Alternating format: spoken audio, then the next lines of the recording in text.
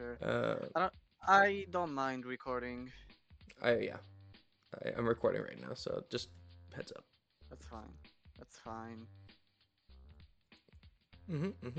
We're waiting on a few more people, so we'll start probably at 12:05 or something. I'm going to just give everyone like some templates stuff they will all need. So everyone will need some bees. Everyone will need glass and grates. Glass. Wait, how do you move fast again? Scroll out. Oh yeah, I forgot. I didn't use make for so long. Okay, and then we're going to use Create. neo blocks, and then everyone's gonna need these components. Yep. So I call this like the Beestone pack. This little amount of blocks here.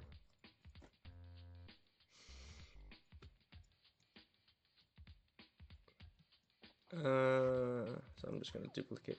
I wish I had select tool right now. No select tool is gonna be rough on people here. Wait. I'll have everything prepared. Oh, you do. Okay, yeah. Okay. Is this gonna be your lot here? Yeah, that's gonna be mine. That's mine. Okay. I'm just gonna move this stuff to like where I'm working. So then that's fine, and then people can copy it over. Yeah, no select tool is gonna be rough on people here. I foresee that. What other blocks are there? You're gonna maybe need Brentos if you would like, and because you'll use those later. But for now, I'm gonna be mainly teaching. Snowders will be useful for a bit. I'm gonna be teaching a little bit of enemies first, and then we'll go into then we go into items after that. Okay. But mostly I'll be teaching enemies first.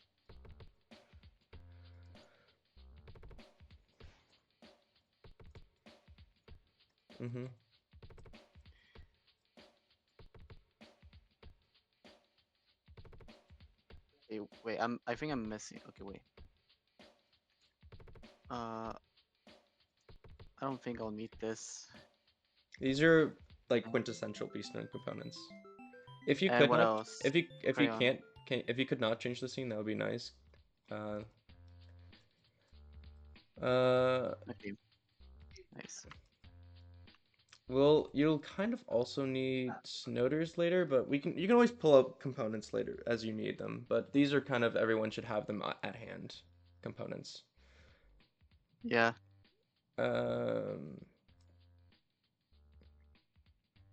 Okay.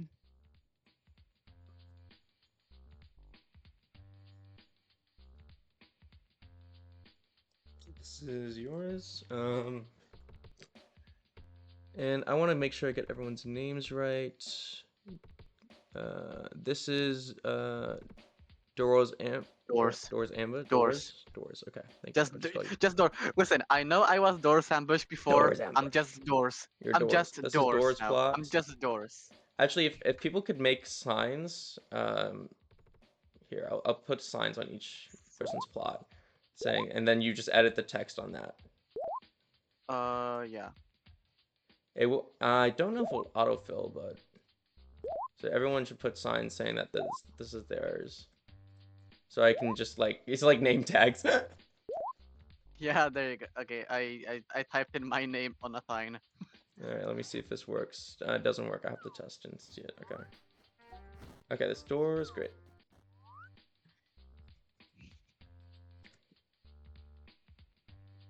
Yeah, this is funny. Oh, this is so funny to have a classroom setting for this. Yes. All right, we have a lot of people here. If everyone could join Build Together, that hasn't already, I put the link in voice chat. I haven't built like anything before in Road 64, so you're suck. No, everyone will suck today, so don't worry about it. Hi, Eric. Everyone will suck today. Everyone find a plot of land and put your name on the sign. Oh, God. And then we'll move forward. Also, if you could copy the blocks I have up here. Wait, to your plot. What game is this in? Build together. Go to put in the together. link in voice chat.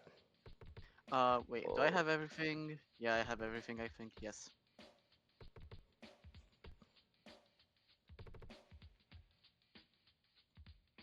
Wow, we have a lot more people than I thought I would have. It's nice. Let me check announcements. When I saw the announcement, I was like, oh, hell yeah. Okay, so I just want to be able to show you guys like why Beestone's so cool and what's so amazing about just being able to manipulate like enemies, items, and Bebo inside Level Creator. We'll start with enemies, then we'll move to items, and then we'll move to doing some stuff with Bebo. Because the first two affect a lot of stuff that Bebo can do. So yeah, everyone has a plot of land for now. Who's not in the game yet? You said copy the blocks you have? Copy the little pack I have basically up front, yeah. Everyone should be joining everyone who wants to join the workshop, like the build, you can just spectate if you want, but if you want to actually like get hands-on commentary from me, you're gonna have to join build together so I can critique you guys. It's linked in the voice chat here. And if we run out of spots, did somebody take my bee? Yo.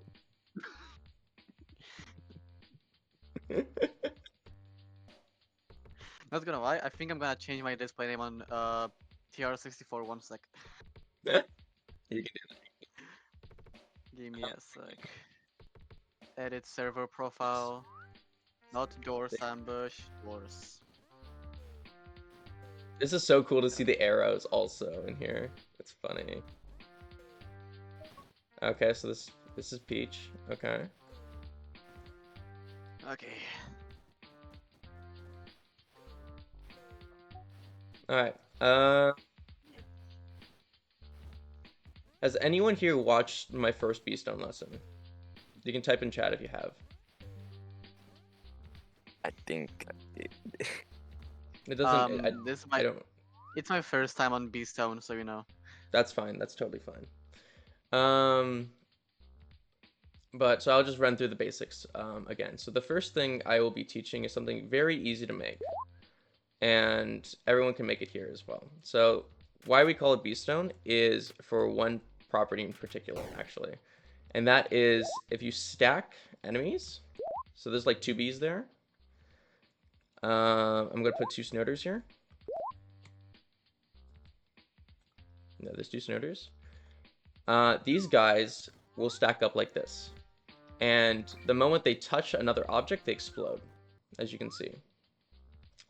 Now this can be stacked up. If everyone's watching my stream, these can be stacked up, and the moment they touch, they explode like that, right? Everyone can see this, right? The reason this only works with snowders and bees, though, is because anything with AI, such as like a glue bee, will actually just explode automatically because they separate because they have different randomness. You can actually do this with guards. You can stack them with guards because if Bebo's in range, when you spawn in, they will all have the same like pathing, but if you like go away from the guard, they'll separate. So we mainly use snowders and bees for all of our stacking purposes. And now what I want you guys to do is copy what I'm going to make real quick. So we're going to take some glass. We're going to make a little path like that. We're going to take one of our bees. We're going to put it on like just inside here. And we're going to cover it in a 4 stud wide. So the basics of this game is this: every block is 4 studs. This is 2 studs, and this is a 2x2 right here on this face. We will get into one studs later on. I will teach a little bit on that, but you can't really make them easily in this game, and they're situationally used. So, but we'll surround this B on all four sides like that. I'm kind of like a freak with the OCD on this, but so yeah, so there's a B in there now, and what we're going to do is just stack it in there, and we're going to have multiple stacks like that. And this is the basics of a BY right here, right? So if I test this, these B's all explode. And that's cool, right? You can see it that they explode out this side and out that side. But it's not very useful, right? Because they get lured, right? To me. But if I were to be further away from them, like say if I was testing from here. Oh, shit. Yeah, if I test from there anyways. Oh, rock still work? Shit. So yeah, if I'm out here, then they don't get lured, right? So they have a radius that they see Bebo from. And the reason why, let's say we're not using a Manuel, a Snoder here, for instance, is because a Snoder, while that's fine if it's inside the block a little, it's fine. A Snoder doesn't detect you from out here, just like the bees don't, but a Snoder would detect you from up here, for instance.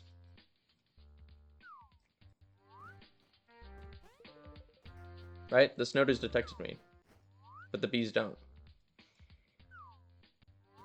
You see that? Bees don't detect me until I get right here. Yeah. So the difference is Snoders and guards can detect you, have like a cylinder radius where they can detect you as high as you are or as low as you are, right? While bees have a spherical radius that they can only see you in. So yeah, that's kind of useful to know. That's why we use mostly bees instead of Snoders, or that's why instead of Snoders, yeah. Because the luring is better because you have to get close enough to the wire for them to actually work. You can't run wires with Snoders underneath very easily. So yeah, what I want you guys to do is make this sort of wire, and I want you to improve it. I want you for it to not explode when you get close. That's all I really ask from you. How would you make this not explode if you get close to it, or have the bees escape from the wire? I see everyone's making different contraptions here.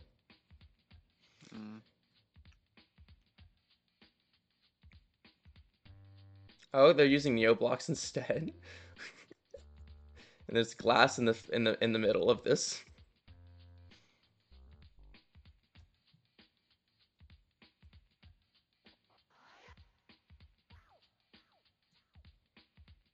Mm-hmm.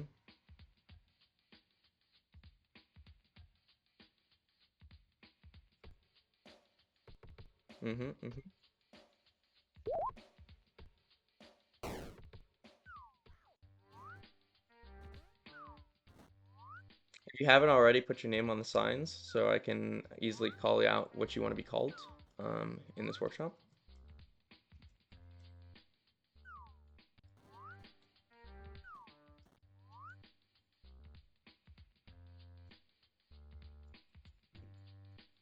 And if there's anyone without a plot of land to work on, I just make another one for you.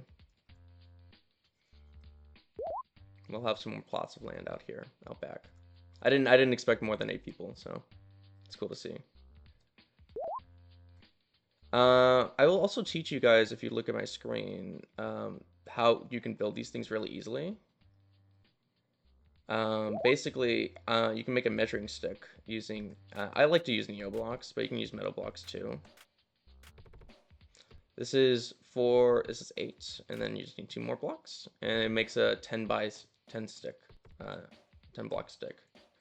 And everything's spaced out by 1 block here. That needs to be aligned, right? So I can just do this real quick.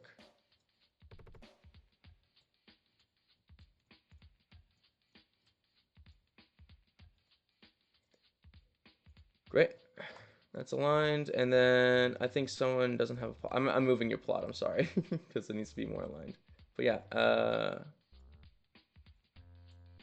each plot is 11 studs away, 11 blocks away, I should say. That's 44 studs, because each block is a stud, but I like to use blocks instead of studs for big measurements.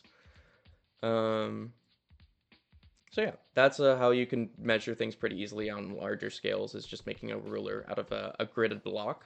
And that's the reason why we have metal or neoblock, is because they have nice grid patterns, like four stud wide grids, as you can see here. The reason why we use glass and grate is because they're transparent. So what I'm going to show you is how you would actually not make these explode if you get close. I'm going to use grates, because grates are really good to interspace inside a glass container, because you can see how it's still transparent, but it shows a little bit more detail. So what you can do here is just space them out like this, and then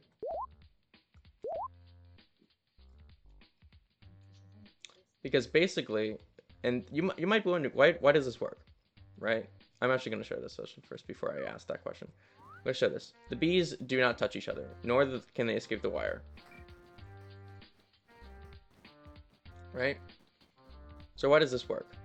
I actually want to check out how the people's progresses are working. It's funny to see it like an amalgamation of blocks here. Oh, you scaled the bees. Okay, okay. We have multiple platforms here. I don't know why. Scale bees again. Scale bees won't really do anything. You can rotate the bees if you want. That does affect it. But yeah, so Peach is actually building it correctly. They're trying. That's fine. And yeah, they're interspacing with glass. Again, this is why it doesn't look that good. It's not as clear, it's not as distinct. That's why I use grate. And then more scaled. Yeah, there's a lot of scaled bees out here. And the reason this works is because enemies are actually, the radius is 5, so their diameter is 5 studs. So basically that makes it so, and this is a 4 stud hole, that means their hitbox is actually leaking a bit into the block here, so they actually can't get through, because they're actually like bigger than the hole there is. So they're actually going into the collision a bit, and then this collision stops it. So while it's still flush with the wall here, the bees can't go through. Any enemies can't go through. All enemies are 5 studs wide. And what you can do here is you can actually make the space in between the bees closer, like this, if you would like.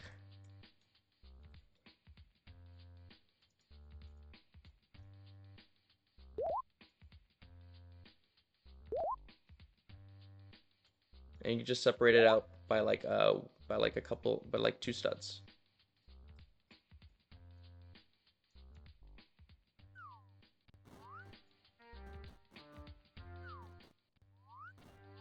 But see how they can still touch each other like that?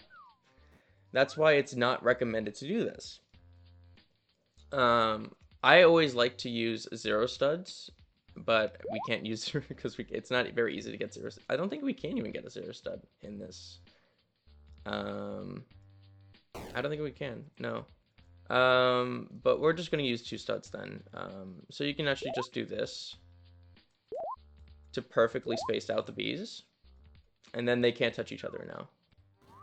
But they still have any room, right? They can't touch each other. So perfectly, that sort of 3 stud window is what they need. So this is how I would make a bee wire on a very simple basis. This is a 2-directional bee wire though. There are ways to make it, like say I want to, so let's say you can actually activate this bee wire very easily now by throwing an item at it. Like that. Oh, I didn't have enough bees there, so that's why you have to have more bees. 3 bees or 4 bees is kind of always what you need, because the first bee will always come at you. So let's say I have only 2 bees here. The first bee will always come at the moment of impact. So wherever an item touches this first, that's where the B is going to come from. Oh, I missed. Right, the first B always pops out that way. And the same if I were to have only 2 Bs here. I only had 2 Bs there. I didn't know that.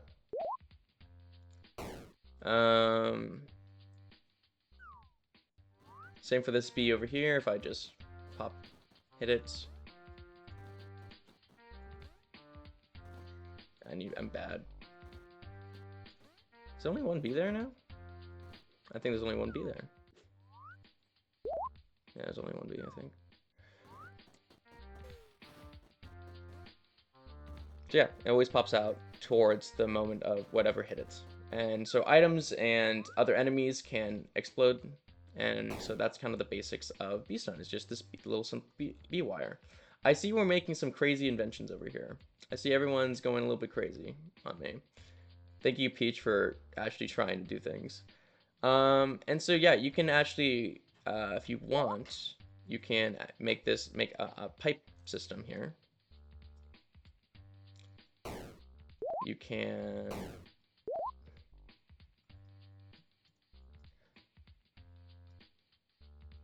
okay, so yeah, there's actually there's a couple ways to rotate items. Okay, you can just delete things out of my hand. That's funny.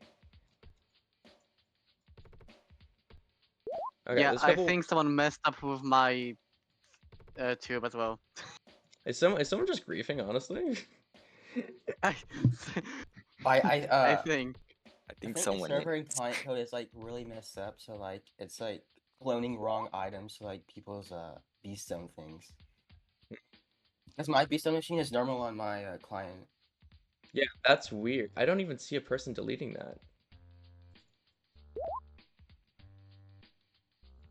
That's so interesting. Okay. Okay. This is interesting. I didn't expect a griefer at all. But I see. Okay. What should I do about this? I don't know. I'll go into. I can leave this and go to A3, and people can share screen if they would like, and I can teach that way. Would that be more preferable, guys? Than build together? Okay. We'll leave to A3, and I can teach you more advanced Beestone mechanics then. Because I feel like people aren't enjoying A3 enough. So this is mods on A3. I'm going to copy a link and post it into the voice chat. Oh, you might have oh, you might be moderated. Turtle, the signs work, but if you have like age rating, Roblox is weird now with the update. So this is mods on A3. This is the best mod to do Beestone in, because it has many more tools than anything else. Has the best tools. So I'm going to make another platform. Everyone should make a platform themselves. They can just. You guys are looking at my screen, right? Right?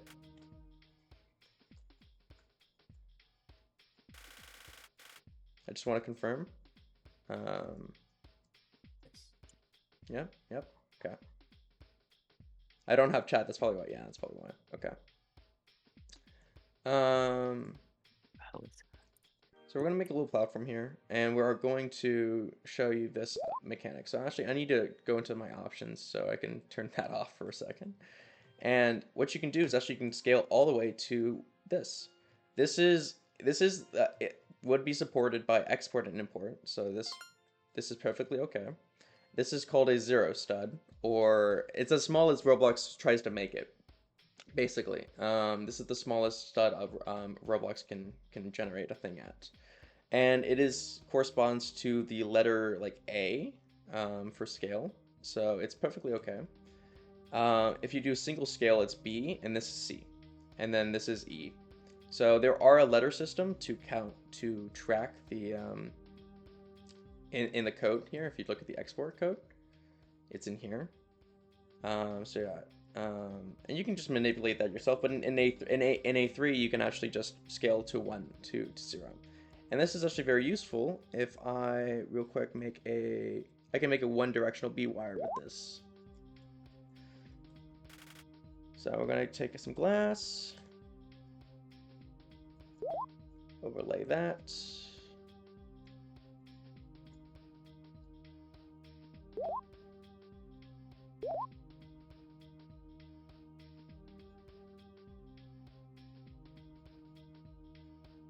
Then we're going to we're going to do this, then that. Is it this? Let me look at there's a pattern into this.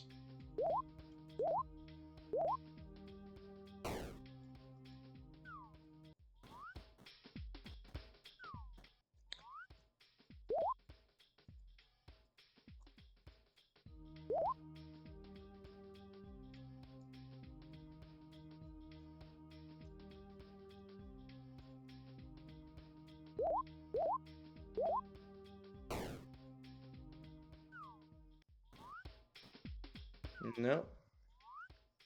Too close.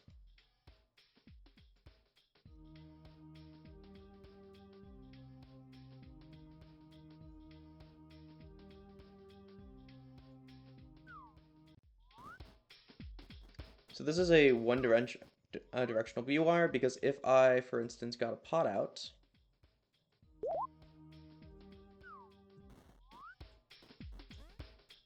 and I were to go that way, this would explode, right? But if I were to trigger it from this side here, it doesn't explode. It doesn't explode that B. And I can probably put some more in here, and let me see if this works with that. But this works with 3 Bs only, I think. Nope, it works. Still works. Look at that. Oh yeah, we have the red hitbox. I think that's H. Oh, H is that. I don't remember how to turn that off again. But that's the look box. It's something to use for in Spleef. But yeah, so yeah, we have this is the kind of a one-directional B-wire. It's very simple, very robust. Zero studs are very useful. I always make zero studs greats because they look the best. But yeah, that's how you would make a simple B-wire. Now, B-wires are useful because you can make them go vertical. There's actually, sorry, I didn't explain this rotation. I was leading to this. So rotation, you can rotate this way. So that's A and D. You can rotate W and S. But you can also rotate if you do shift in space. So shift in space also does the Z rotation. So I need some Z rotation right now. And you can actually make these go vertical. So let me just scale this out a bit. And we're going to have some B's here. What I can do is I can throw some of these in.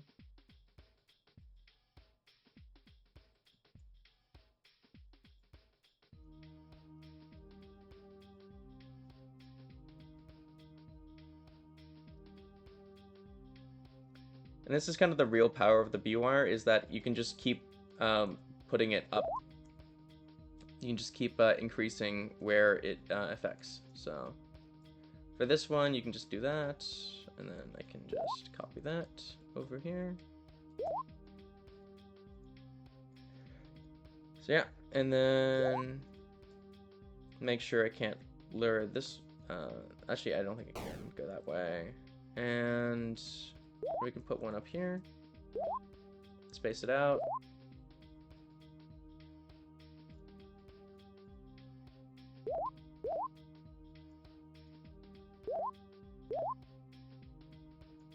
Very simple mechanism. So yeah, if I just trigger it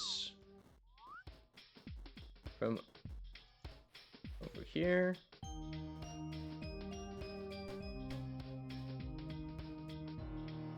right? There's a whole explosion out that way. And using this, you can make a simple dispenser. So let's say we have the ice cream is in a hard box, right? Say the ice cream's in a hard box, right? And you can't get that ice cream without a Brento. but the Brento's in here and there's no way to, let's just say there's like no way to go and grab this, because let's say there's a block right here, right? So how would you, so you can actually make this simple dispenser here. Oh, that exploded automatically. Why did that happen? Oh, the Brento was too close and exploded the bees. And there's too many bees here. Oh, grab that on accident. So yeah, the items can't be that too close to the objects. But you can, but then I can just grab that. So I'm just going to space this out a bit more.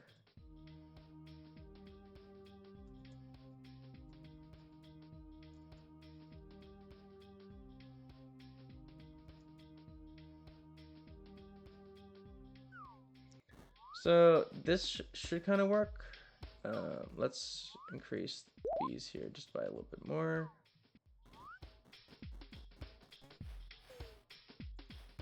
So yeah, what I can do is I drop this item in here, and it explodes the bees. The Brento falls out there, and I can grab the ice cream. Very simple dispenser setup. And then what you can also do is say, hey, I want to have a time variable on this. I want there to be a certain fuck.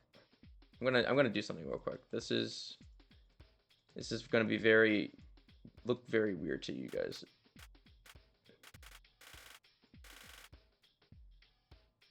Am I selecting this yet? I don't think I'm selecting this. Yeah, there we go. Okay. It's this. Yeah, it's this. Okay. So you can kind of get away with not, because I wanted the same rotation, but I also wanted to scale it.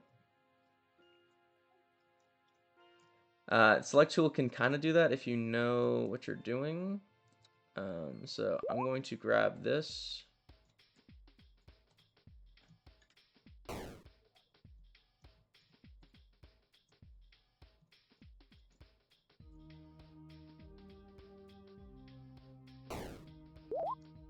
And you'll see what I'm doing in a bit here. Is everyone following along? Just want to confirm. I'm trying. I'm a little fast, so it's fine if you're missing some things.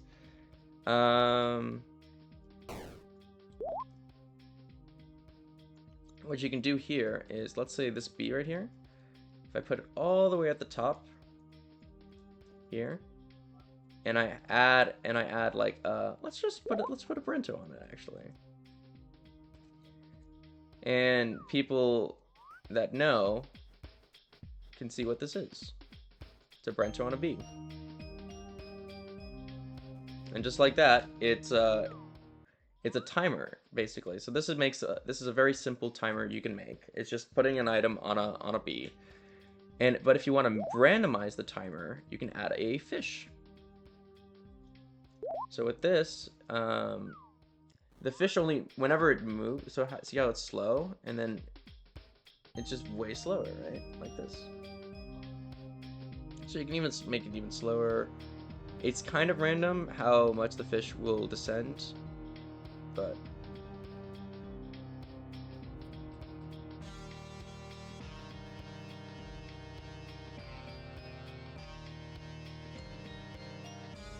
and just like that.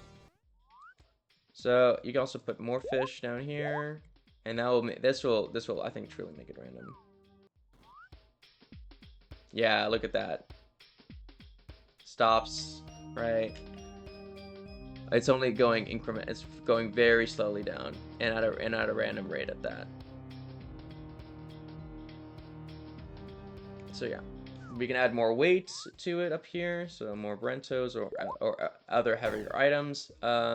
There's a heavy scale when it comes to items, where crayon's the heaviest, then it goes plants, then it goes pots, and then Brento's the lightest.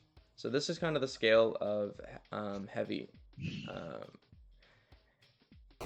So yeah, that's what I would do. So if I wanted to replace this Brento with a crayon, that will make it go much faster. And you can see this if I step out here. This will descend much faster than the Brento will.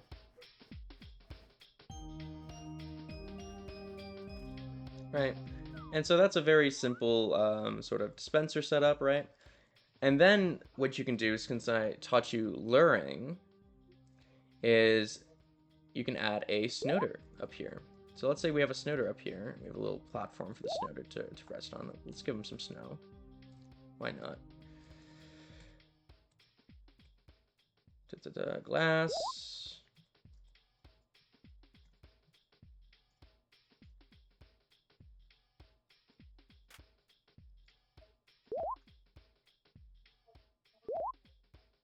Right? And let's just say the crayon's actually right here. It's on the edge, it's teetering, right? It's not gonna fall in. Oh no, it does fall in on its own. So let's put it closer to here then. So this is kind of the setup right here. Nothing's happening, right? Nothing's happening. So what you can do though is lure the snoder. The snoder pushes it down, and then this timer happens, and it pushes the item out, just like that. So you can combine all of these three components into one, just like this. And if I wanted it to be a slower timer, obviously I could replace this with a Brento. And what's very interesting about this sort of detector is it should work. I think the Brento fell automatically into it, so I'm gonna just move it a little further in. Yeah, so what can work with this detector though is if I just move this way, right? Because the snoder is detecting me from all that high up, because it's very, again, it's infinite height or infinite below. And so you can use this to get a detection mechanism going.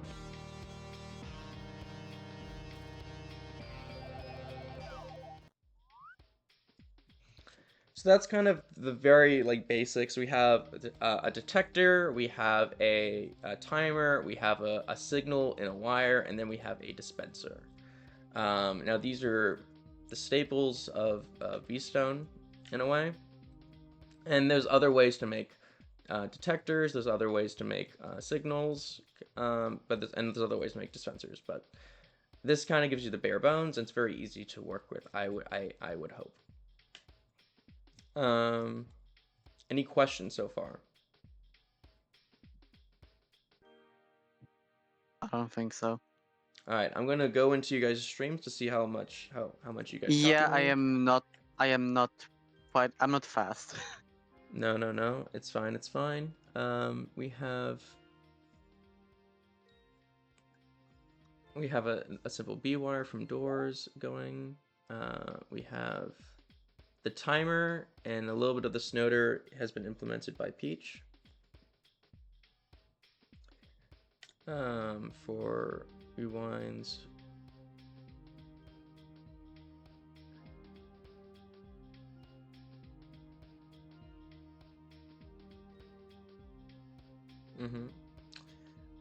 I'm going to start display capture. Yeah, I'm going to display capture. So yeah, we're going to display what's happening in Discord here. I'm going to mute this one. This is properties, capture cursor.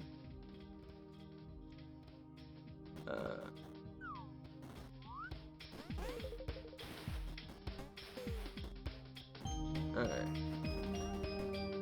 I'm going to mute my audio here for a second.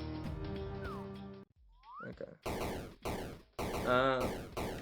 So yeah, we can kind of see they're deleting it, rewinds.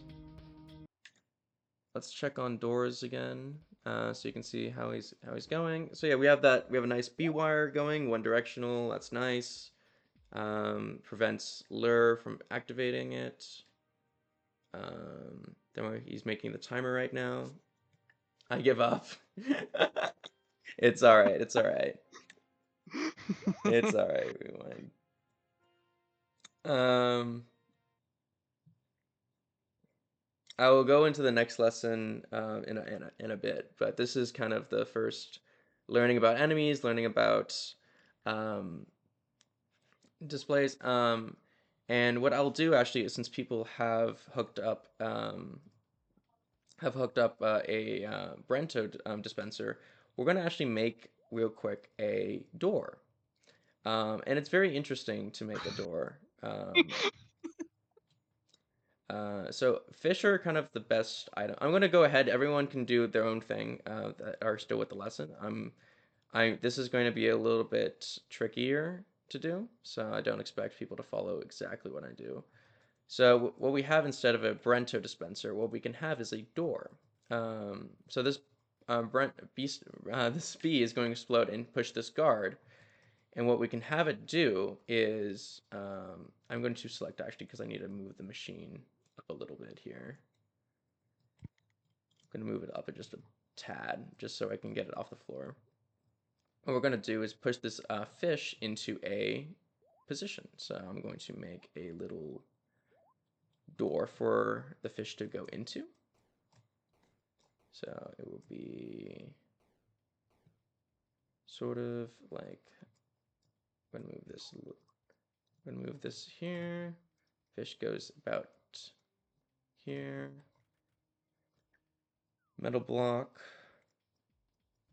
Metal block. Metal block.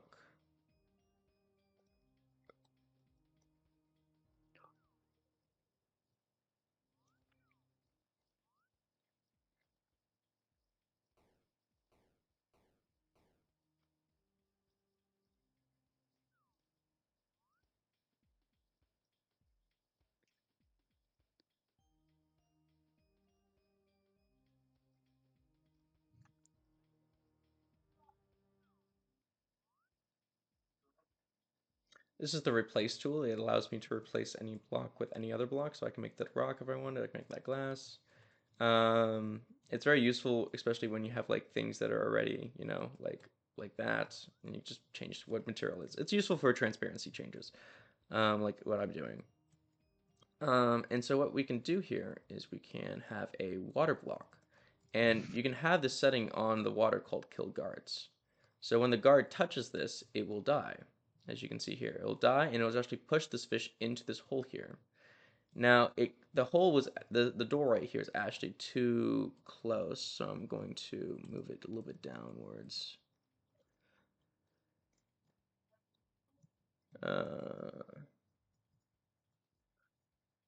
But everyone, work on your dispensers. I'll come back and observe. Yo, And when someone's done, I can't select this. what The can you heck? select? Let me see. Let me come around. You have to zoom. You can select anything. What can't you select? The The top block, the top glass. block. That's interesting. I Does it like even moved exist? it and deleted it, but there was like another one inside that I can't select now. Oh, you probably did a dupe. Okay, you probably press N. The N, like Nemo. I am Press M. Nothing. nothing. What? No, you should probably duped it. It's N and M for dupes. Do not press those keys, by the way. Test. Just test real quick. Push N now. I did. Okay. Exit back out. Can you still grab? Can you not grab it? That's so weird. Do the opposite. Do M instead. Just press M. Actually, let me check. I'll check it on my screen. Which one's stupid and which one's not. If I test.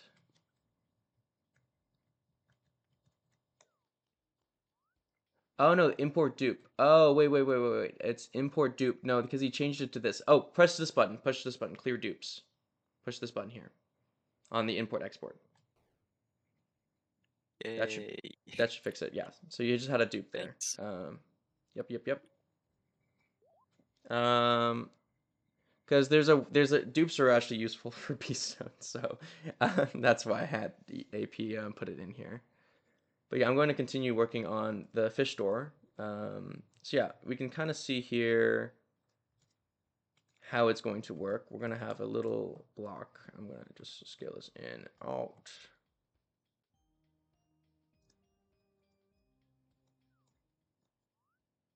Replace this glass.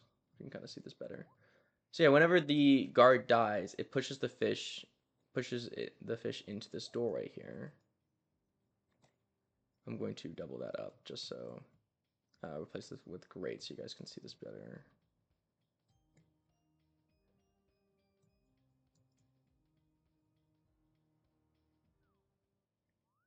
It pushes it all the way out. Is there any way of preventing that? Yeah, probably if I just do like this instead. No, it doesn't go down at all. I can do that then.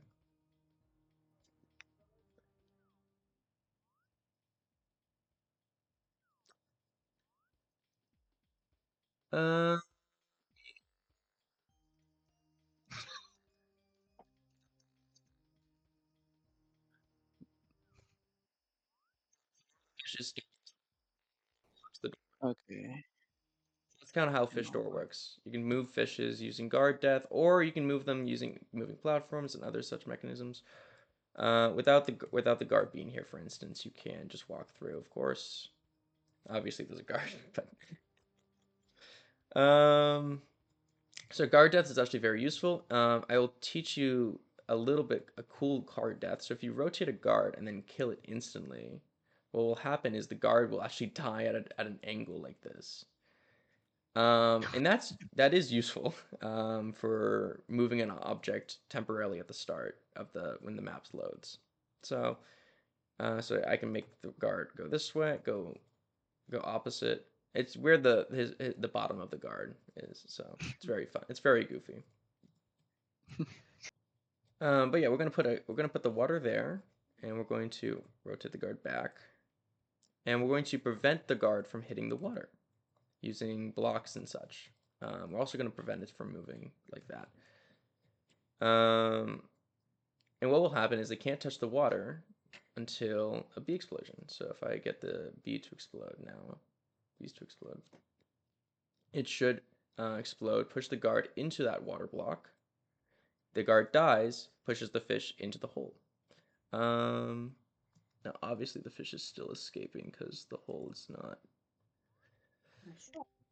enough, but if we make the hole, I think, nicer, it'll be better. So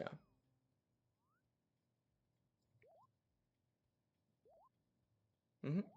Get the branch to come down.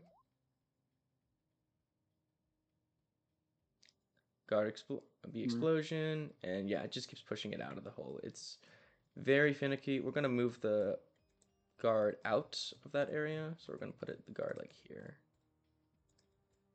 and see if that works. The guard lure can't touch the water. That's good. Rento's down.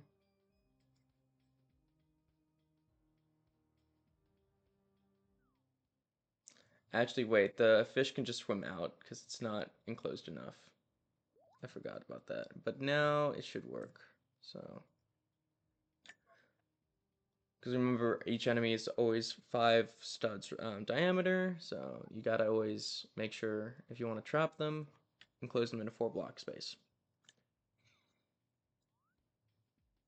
So like that, and yep, there we have the door. We close the door just by being over here, right? By detecting that from the snowder, we can close this door here. And it's hard, yeah. So yeah, door is closed. And you can always like put the ice cream instead of like having it behind a hard box. You can put the ice cream like behind here or something. But I just think this is a kind of a cooler mechanism. Dispensers always work. This is just a dispense door, I guess, if you can think of it. And there's ways you can remove the fish, you know. There's other ways of moving around the fish. So, yeah. Let me check on you guys' progress now. So we have doors. Oh, whoops. Uh, That was what's supposed to happen.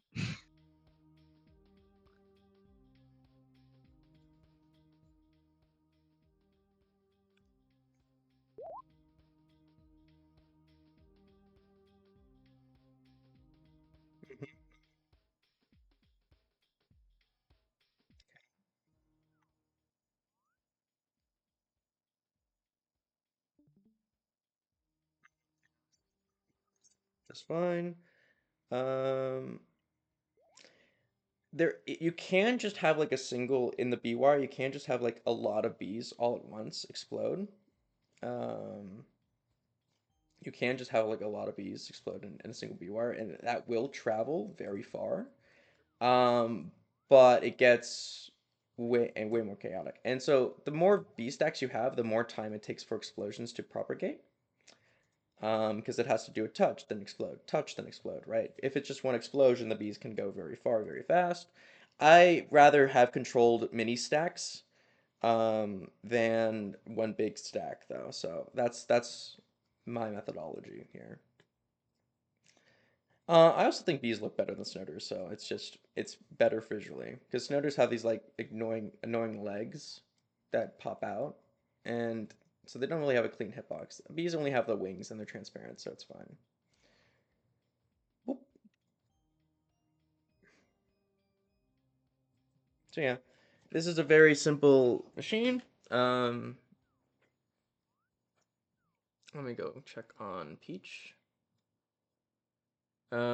Peach made the fish store actually. Wow. Okay, that's cool. Then we have rewind. Did rewind give up again or? Nice. Oh, you know have a slope for the dispenser. That's sick. Oh, and then you have the guard death. Okay. We have. Oh, explosion. That's cool. That's cool. That's cool. So yeah, rewind discovered a property of guard death where it can generate a lot of force to explode an item, to basically just like propel an item very far, very fast. Okay. So guard death is a very cool mechanic. I'm also gonna. I'm going to show you actually something very stupid with guards as well. So let's say I have a guard here. And I'm going to just add a little block right here above it. And I'm going to be above it. And I haven't moved. I think it showed it for a bit there. Let me see if I can get this better. Let me see if I can do this better here. Oh, okay, that's weird. Okay, let me put this run this in blocks so it's cooler.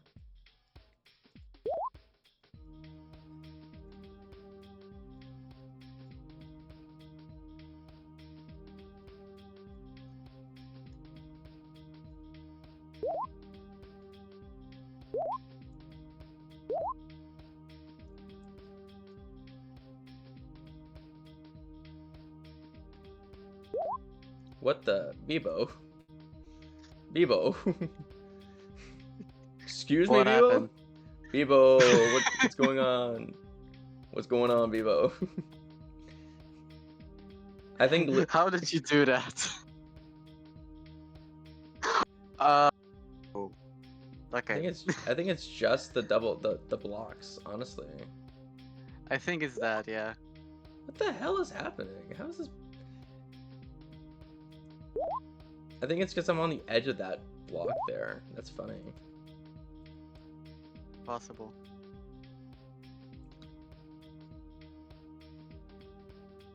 I think Spazzing Guard no longer works. Unfortunate. Maybe I have to be midair, because whatever, we'll see this. Peasant guard.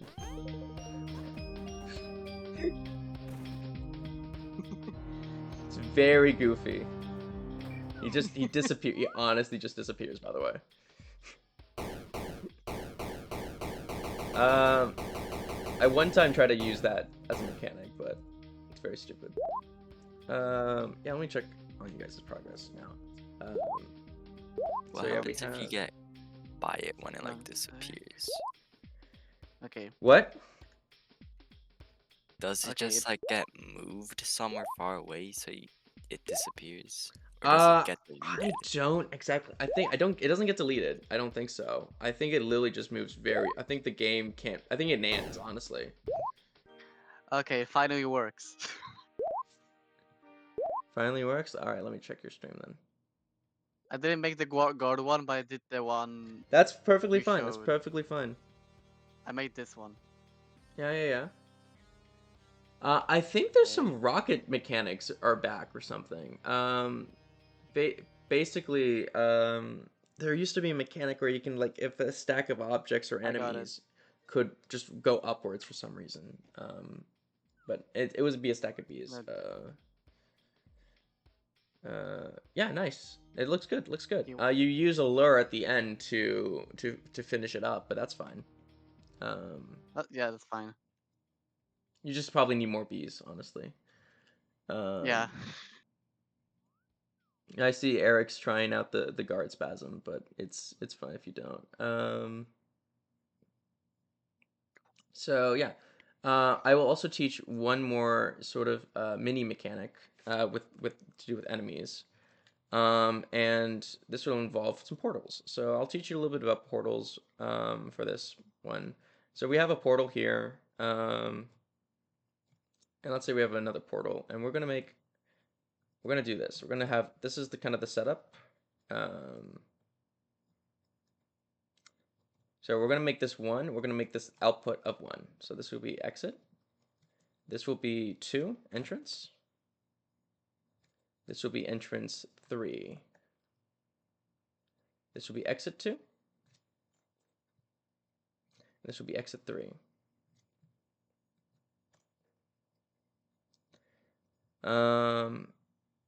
And what you can do here is there's also a very neat mechanic with mushrooms where if you rotate them on the underside, this is found by Epic, and put them like here, what you can do is you can have an enemy in them, like a Snowder, for instance, and it cannot escape.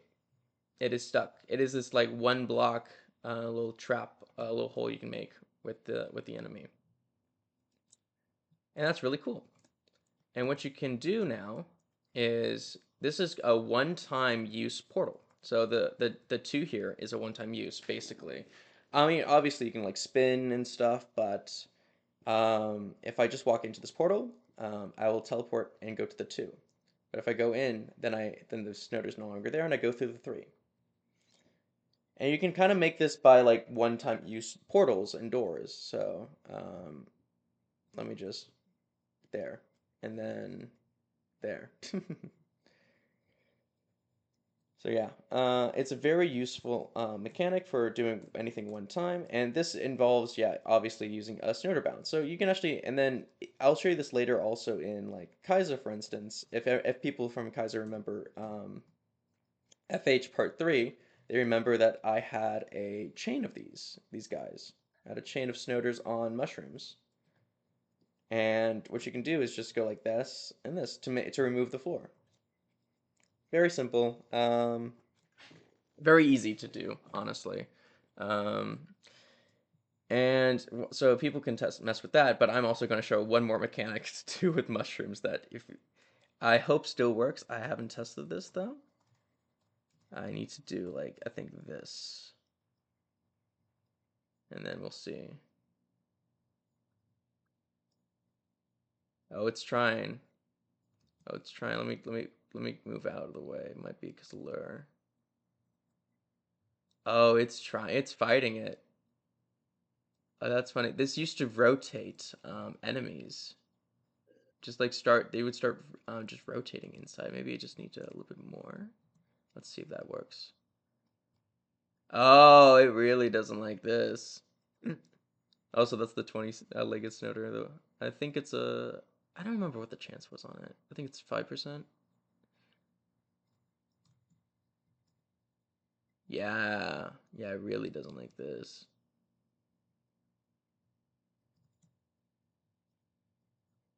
But yeah, you used to be able to rotate enemies inside 2 mushrooms. They would just like start spinning around. Kind of like guard spasm. But yeah. That kind of concludes the enemy section. I'm going to look at your guys' devices, and then we'll move on to the item section, where I discuss more about items. Could I see the like fish I door didn't really again? make any Oh yeah, figure yeah, yeah, yet. yeah. Sure, sure, sure. Here's the fish door. It's kind of just a guard spaced out before the water, so the bee explosion pushes the guard past this like grate here into the water. It's kill water, so you have to make sure you select the water and it has kill guard property applied. And then the guard will lower down, and the fish is right now above this grate block here.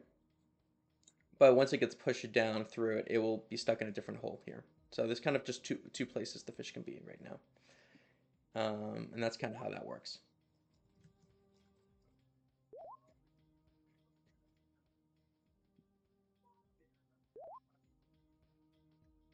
Oh, actually, wait, I have one more thing about enemies. I forgot to mention this, and this is actually a very useful property. It is their home. So enemies with AI will always try to home back. Actually, wait, let me scale this out a little bit more. And then I'm going to make this actually out of grades because I care. We'll actually try to home back to their original location. So let's say I have this big, large grate. You guys can make a smaller ramp if you want. But if I put a guard on it, and I'm going to scale this out too. You can kind of see, I'm going to move over here because I can't be detected by it. So the guard will try to go back home. So yeah, now it's going to just go straight back to its home radius. So every NPC has a home radius, and if it escapes it, it tries to go back.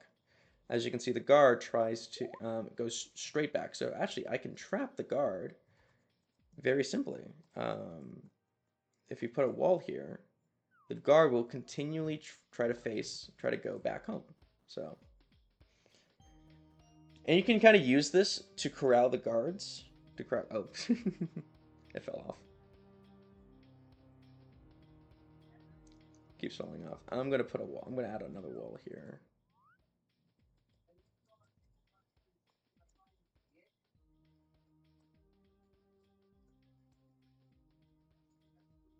You can crowd guards, you can crowd gloobies, and anything with AI. So fish, guards, gloobies, or I think they're called manwogs now. No, not gloob. Sorry. Yeah, shaggles instead of manwogs. But yeah, they should all work for this. So yeah, it's stuck there. It's not. It's there. The guard keeps trying to go back straight, and he's not gonna keep moving. And this can be very useful, and especially useful to like sort out different. If you have multiple enemies in the level, you can sort them out using AI versus not, or and other properties. Like for instance, the Glooby, it's the only enemy that jumps. So if I add it here, it will be jumping around.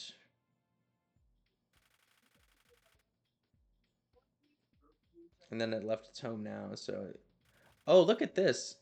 I've noticed this property where things slowly fall down, and I can't explain it. I legitimately can't explain how some enemies or items just can slow fall. I think it's something to do with the new Roblox update with the physics, but yeah. But yeah, gloobies jump around and kind of are kind of annoying to deal with if you don't know what to do with them. So I avoid gloobies like the plague. But for this guy, I can make him a manwog instead. And this would still work because he can't lure. The AI can't move around like that. So one-time use portals, like that. So yeah, that's that covers the enemy section, I believe. Fish are invincible, so you can use that to your advantage if you want. Yeah, let me look at your guys' projects and we'll see what's going on. Oh, people are messing with the enemy luring. Okay, that's door. I see Eric's working on fish door.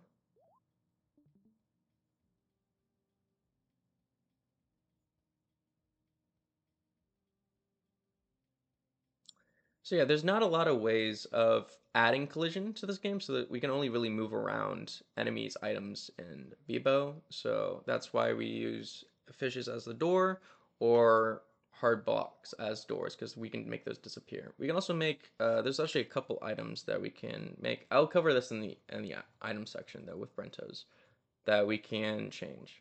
A very simple. Actually, no, I'll cover that later. It's fine. I'll just wait for everyone to have their turn with this. So yeah, we're just gonna watch some streams here. I see some people are still working on fish doors. I don't know what we want. Rewind. What are you doing? What is this? Oh, you're trying to make a goal. Are you trying to make a soccer? Oh, I see what you're doing. This is cool. Wait.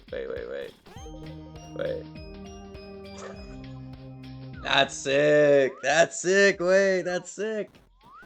Bro, my B was falling and then it just skyrocketed up. That's actually cool.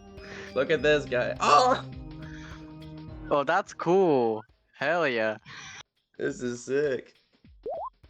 I like that actually.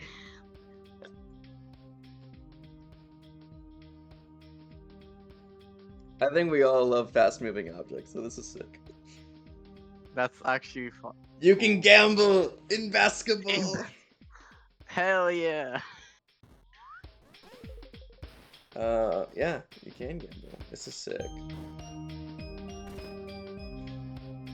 Woo! Oh, it did not hit it. It bounced off the backboard. I didn't have it. This is my final product. Good job. Good job. That's This is actually sick. cool. The gambling basketball. Yeah. You can export this level and save it if you want. Absolutely. So yeah, that kind of concludes the. I'm going to delete a lot of this stuff, a lot of my junk here, to talk about items. Is everyone ready to move on to items? Okay. Is everyone ready to move on to items? Wait. Voice chat. Let's continue. Okay. This is work- I'll just continue if people can still work on their enemies. Oh, that okay. Never. I understand it now. So I'm going to.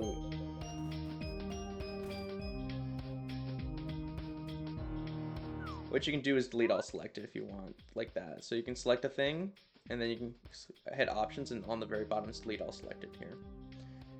So I will first teach about crayon. I'll teach about item hitboxes. So plants hitbox is actually very strange. It's actually from this point to this point has collision. So all of that is a collision, just a line right there. And the same for that side too.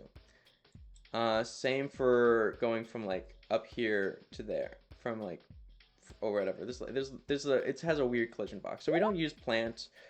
A pot isn't perfectly spherical, as you can see, it has this like lid portion. So we don't really use pot either. The items we use is going to be crayon, Brento, and most people don't think of this often, but plug. Plug is an item that we can move around. Plug will be situational though, so we're mostly going to be using crayons and Brentos to do things. The first step, I'll teach about crayons first because they're the easiest to understand and learn from. Is crayons have a very simple hitbox actually. Let me go grab a metal block here for you guys. Crayons actually have almost a perfect 4-stud by 2-stud hitbox like this. So these are almost perfectly. If you can look at the hitbox selection right here. Almost perfectly matches, right? And this is a very nice advantage to have, is this hitbox. And what we can do is actually move it in a nice tube like this. So if you see this, see a nice tube, I'm gonna add some. I'm gonna add some glass here to spice things up, so you can see this all. Put this in a nice tube here, and it will perfectly fall down. Game? I didn't say anything. No, my game was loading long. Okay. Oh, there might be a problem here. I'm going to back to hub and re-enter. It's fine. This just resets the game. So yeah, let me just make a platform real quick again, and I'll set up again. But yeah, Crayon has a really nice hitbox to work with. So as the end of that. And so what we can do here is actually manipulate the crayon in a couple ways. So if you ever want let's say I want to go from a vertical crayon to a horizontal crayon, right? The way to do that is actually I'm going to do this real quick. The way to do that is actually to make a slope. So we make a slope here. I'm going to make it 0 stud because it's nice to look at. And then we're adding some glass.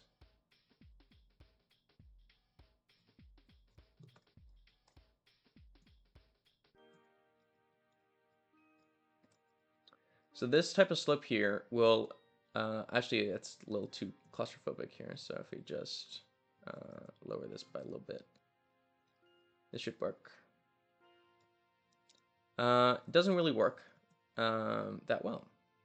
And that's because you actually need one more piece and one more component. I think I do this. Yeah, I do like this. To make it very smooth, I always add like a little bit of another slope like that. And you can see how that completely changed the outcome of this. Just this little extra slope at the very bottom of this. If I don't have that, it kind of bounces around. It's not as pretty, not as nice, right? So from this, we can just make it go vertical. We can just do this, and let me scale this out so you guys can see what I mean. Sorry, horizontal. I mean, to make it go from vertical to horizontal. That did not have enough room to go down. That's fine. And what you can also do is just have another slope here, so that it can't do that weird shit. Yep, there you go. So just like that, you can make it go from vertical to horizontal. And that's useful because this is, it's hard to really work with this. But the thing is, how do you get a crayon in this like 2-hole gap? This is really hard. Like if you try to drop it in there, it's really difficult, you know, to get it that precise, you know. This 2-hole gap, and you can't. This does work with 3. This does work with 3, but again, it's very hard to get it in this like precise area. So how do you do this? The answer is actually single stud scaling. So whenever you have, let's say, a block like this, whenever you rotate it, it actually rotates half a stud in. So if I were to say I have, let's say I have 4 studs here. Let's say I have actually 3 studs, and I want it to go to 2 studs, like this. What you can do here is very simple. Go like this. So that's half a stud. That's not a full. That's not the stud we want, right? What you can do instead is put the options, do single scaling. You can do this in normal game. Just it's harder. And this is now a 3 stud block, but you can see how it perfectly aligns with this, because a property of single stud scaling is actually that it offsets all the studs by 1. And that's very annoying. So if I have a normal block here, it's always offset by 1, by half a stud, not 1 stud. So you can't really get that like single stud perfection that people want. Like people want just like a gap of 1, like a 1 stud here, 1 stud scale, but it always offsets, and that's why zKevin probably disabled this in scaling. So you always scale 2 studs at a time normally. But we can use this advantage to perfectly align this. So right now it's only half a stud in, but if we have a second one like so, and then we have a second one of this, now it's perfectly aligned to go in to the 2 stud gap. Now it has a perfect alignment like that. So yeah.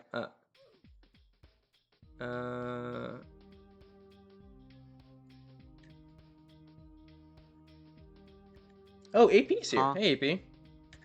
Oh, hi, AP. Hello. Wanna buy Roblox Premium? What the hell? What the hell happened? I'm just messing Just- around, don't mind me. Subscribe. Oh, you're messing around because we're working in A3? I see you. I see you. Yeah. Come on, dude. You don't rotate. Oh, and also, okay, so let's say you want to. So now we're at this half stud scale. How do we get back to 2 studs? How do I move it over? What you can do is any full block like this, any 4 stud, 2 stud, 6 stud, it's an even number amount. If you rotate that, look at this. Now it rotates back to, it should rotate back to, oh, no. Now if you rotate a 3 stud scale block, so let's do a 1 stud instead of 3 stud. So this is an odd. If you rotate this, now it perfectly aligns back to a even.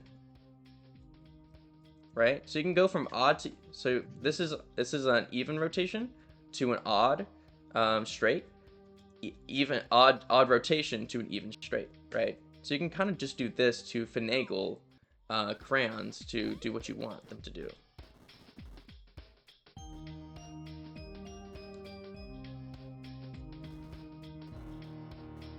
You kind of always want to avoid, though, in your machines having it be 4 studs.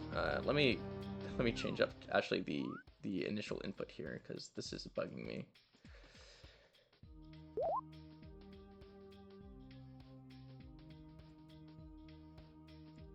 Let's do a rotation like this. So yeah, this will be much easier for it to go in. Wait, I messed up. There. Okay. So this would be much easier to just place. Apparently not. not that much easier.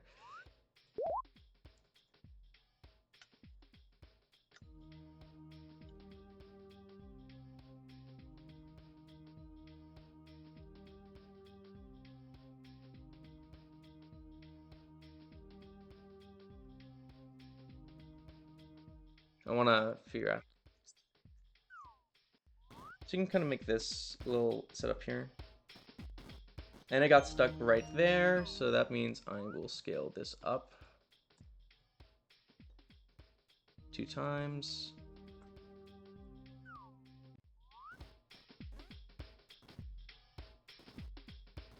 And you can kind of see the power of the precision of this now.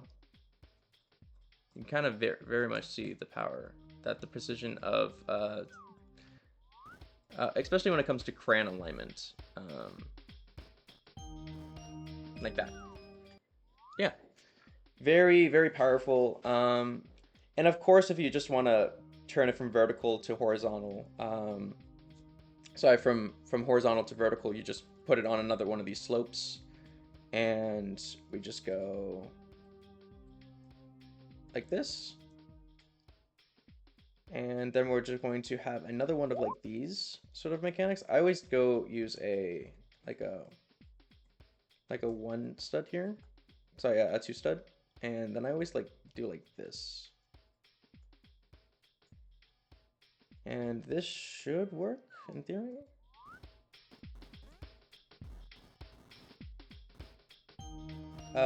This is too close. This needs to be 3 stud gap. Right, this gap needs to be 3 studs. I forgot about that.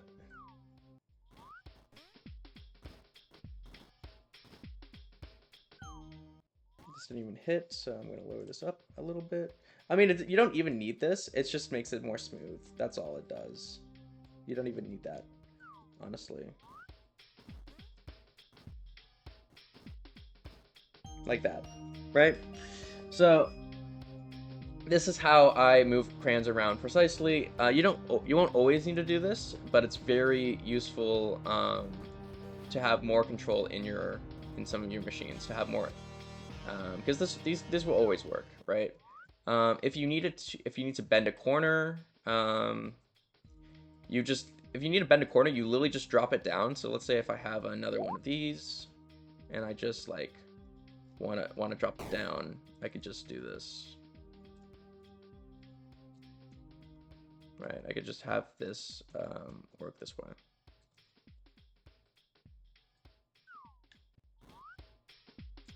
And then we're gonna actually make this flat for now.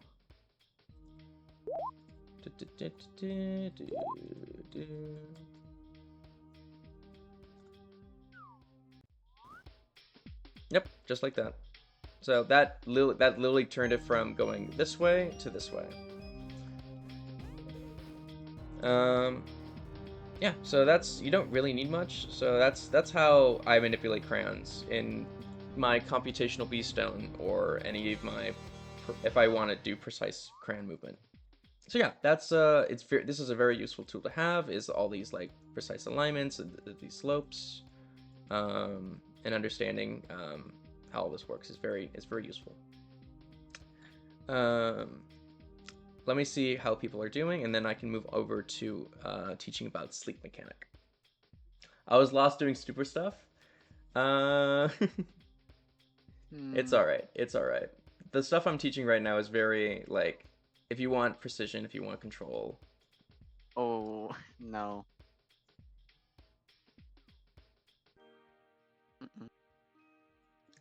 I mean, that's the point of Beestone, it's doing stupid shit, right? That's kind of, it's very useful to understand that you're gonna mess around, you're gonna have fun, you're gonna test, things are gonna break. Most things you're gonna do in this game won't work the first time, and I'm actually gonna show that out by showing you a new mechanic that happens to items. So let's say we have a crayon, and we want this crayon to be on a moving platform, right? Now, I will warn you, when you have moving platforms, this is its destination site. Do not copy this. If you copy this, you have to leave, you have to back to hub and re-enter. You have to delete, you can't even export. Nothing works if you copy this. So do not copy that or delete it. Do not only move this. You can't do anything. You can't copy or delete this. But yeah. So let's say we have a crayon on this moving platform. Now, in the past, sleep worked a little differently. So this normally wouldn't have taken it up. This would fall in asleep, but this works perfectly fine, right? And this will fall down, right? So this is a perfectly normal interaction you will have in your levels. Now, but what happens weirdly, let's say if I do this instead, right? I have a, sorry, I'm still on single stud scaling. I'm going to turn that off because I don't need it right now.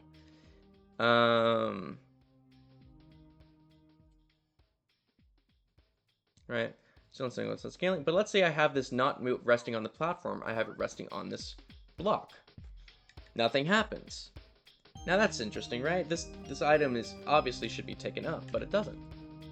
And that's because the moving platform updated it when it moved.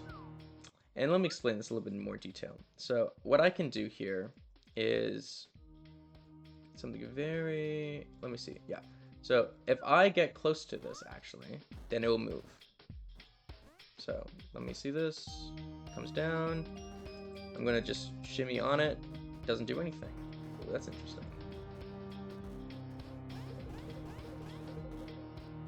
Oh, that's interesting. Bebo needs to have a lot more. No, it doesn't work. Okay, we're gonna have another crayon go past it. Because I'm not doing this. I'm not doing this with Bebo, I guess.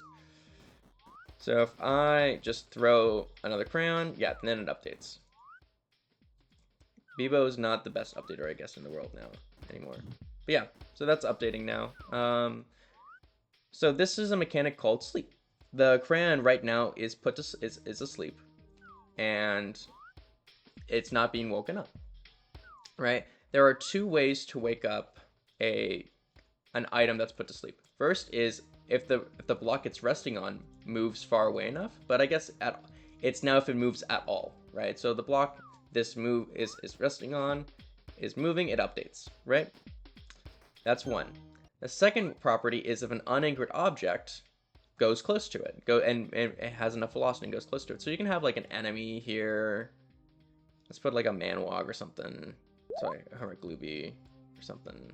I'm gonna move this moving platform a little bit out of the way, and we can have the glooby like right there. So if there's something moving next to it, then it updates like that, as you can see. Oh, the crayon is falling off the platform. I need to put it on. Right, so yeah, so that's how that kind of works. But these aren't always the best. So let's say if I had, let's have a very common situation where I have a slope. I'm going to scale this down so it's easier to work with. Let's say I have a slope here. The slope takes right, it will go here. The slope will take my crayon. I'm going to use another metal block here.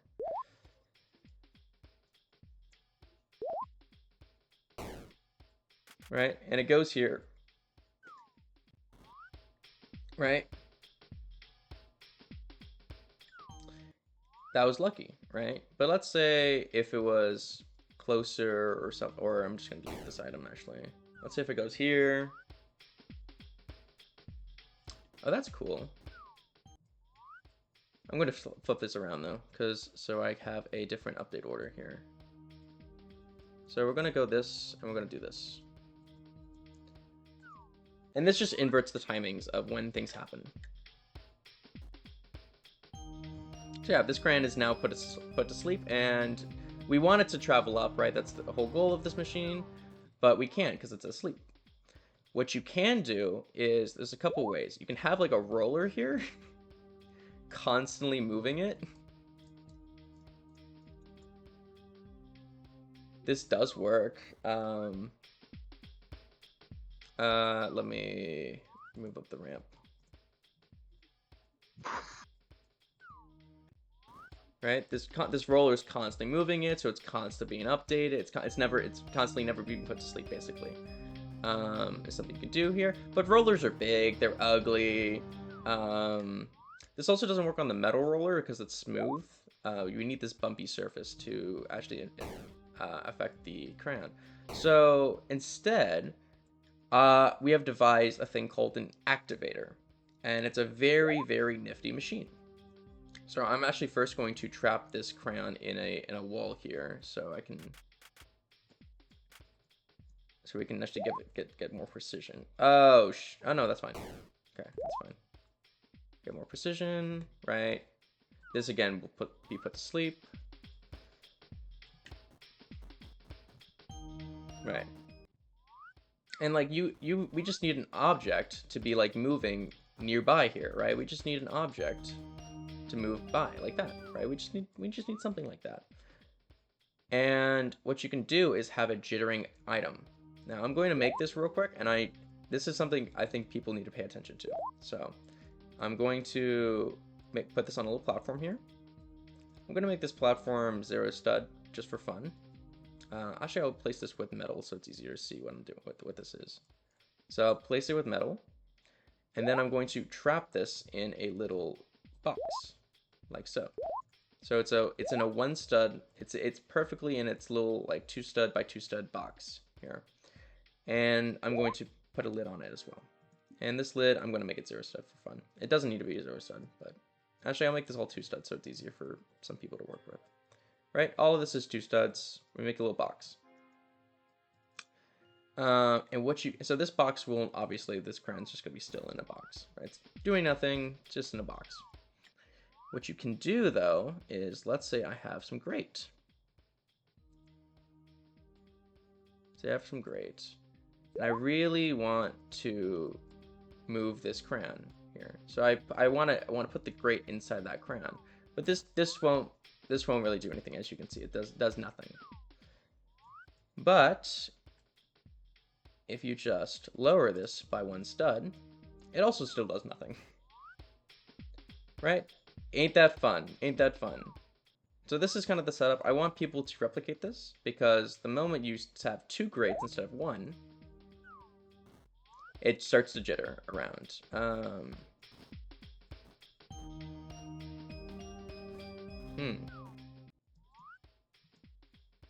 Maybe this needs to be 0 stud.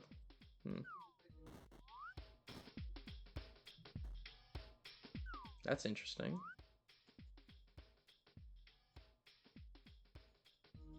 Is it only from a certain direction?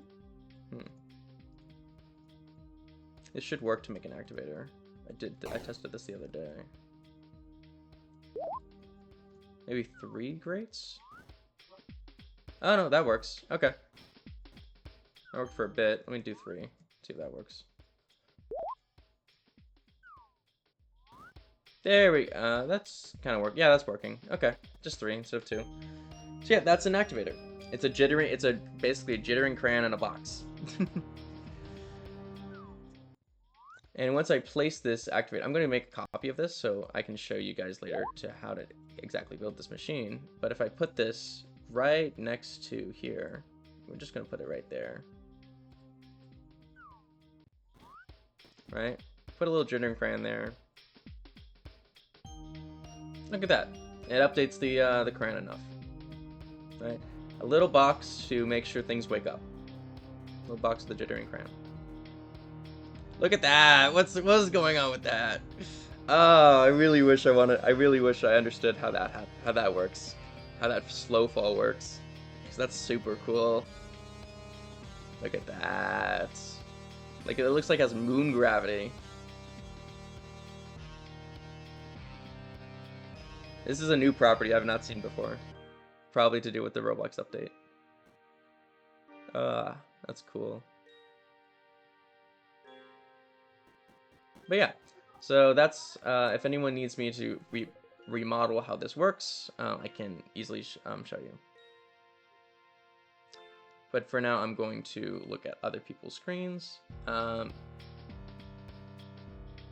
the jittering crayon, that looks like, it kind of, I always have the jittering crayon, the blocks. I always have the blocks like 1 stud below the top, like here. And so that's what I always do. Is always have it like inside of it, and one stud below the tip. Here. I'm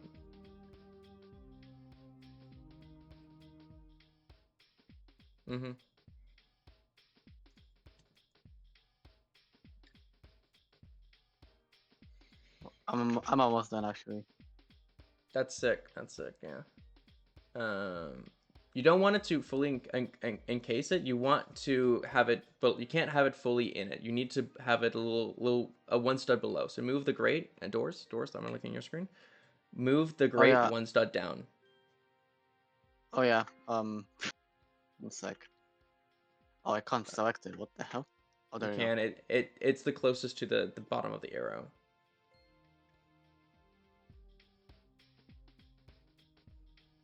What this? Move the crayon out. Move the crayon out. It's fine. You can just put it back. Okay, there you go. Okay. then move the crayon. You don't need, you can, I only use 3 grades.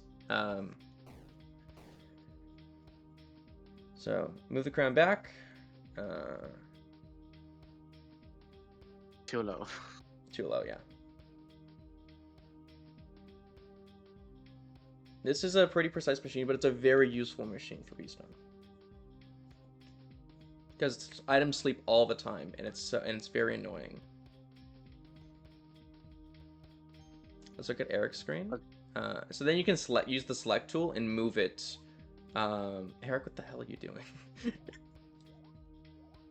You can use the select tool and move it where you want it. That's why select tool is very useful for Beestone machines. I think Eric's given up or something. Let me look at Okay, it clearly doesn't work. Let me look at your screen. Doors. It is jittering. No, but it's not updating. You need it to be close enough, and it's a radius around. That's why I put it right next to the crayon. You need to put that box right next to it. Okay. No. You need Not copy, you need to not copy. here. Let me explain.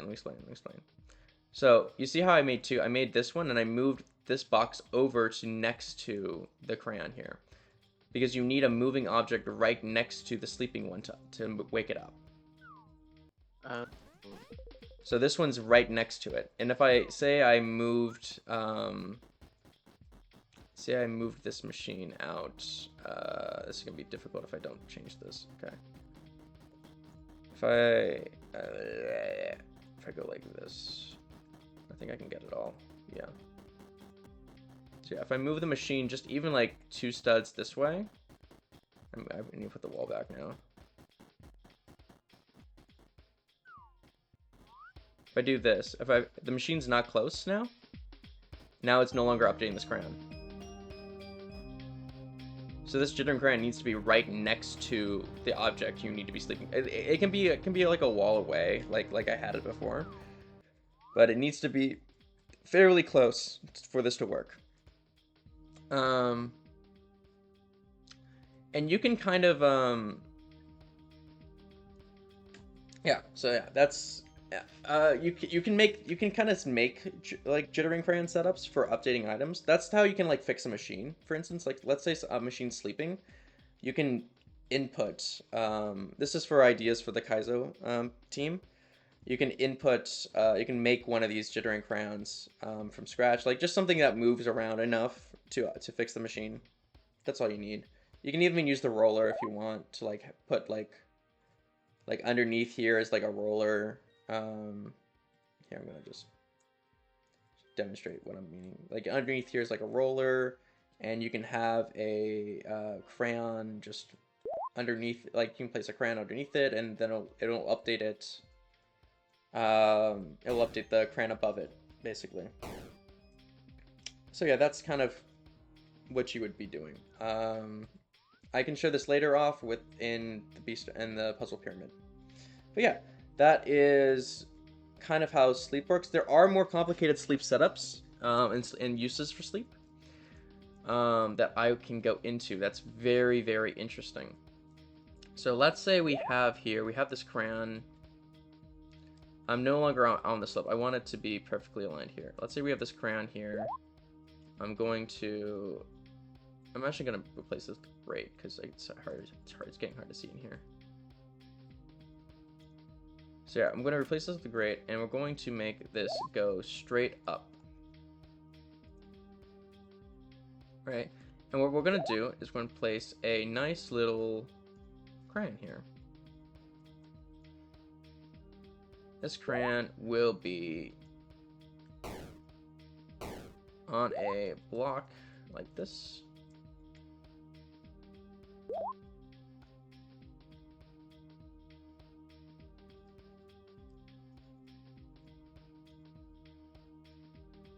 Yeah, that should be fine. Okay. So I'm actually gonna do 2 crayons just to show how this works. So this crayon will be this crayon's not being picked up because I need to move the activator closer. Okay, that should work. Activator is close enough now, so this crayon should be updating. Yes, sir. And then, but look at this.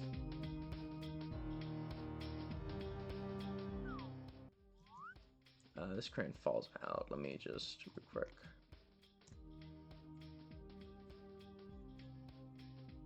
So what we see here is very interesting. As the crayon moves up through the platform, it actually can't go through these crayons, nor does it update it. These crayons are asleep, and so what happens is they act like collision right now. Oh, I need to move up this too.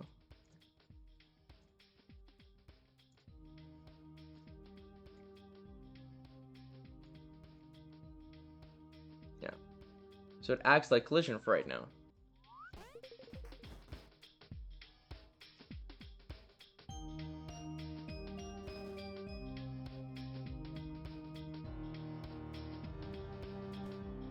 Right? It acts like collision.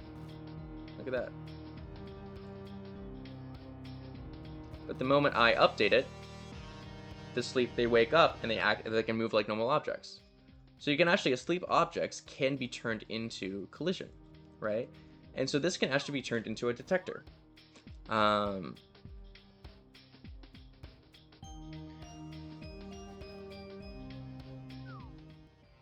Like so. So let's say I had, for instance, a 0 stud platform right here. Right? If I had a 0 stud right there,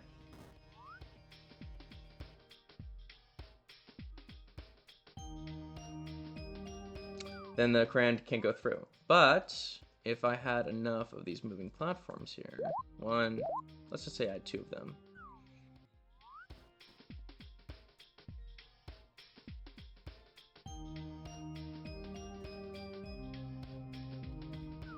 Then it can go through the 0 stud, right? And so then I'm going to move the 0 stud just slightly up, just one more stud up.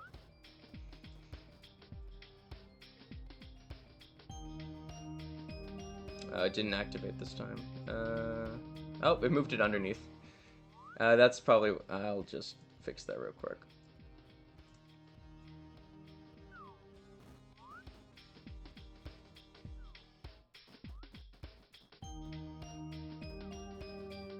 Oh, didn't get it this time. This crayon is, oh fuck.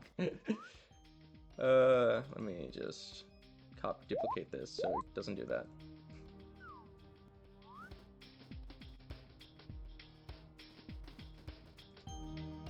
Okay, so now it goes up and it's in this machine.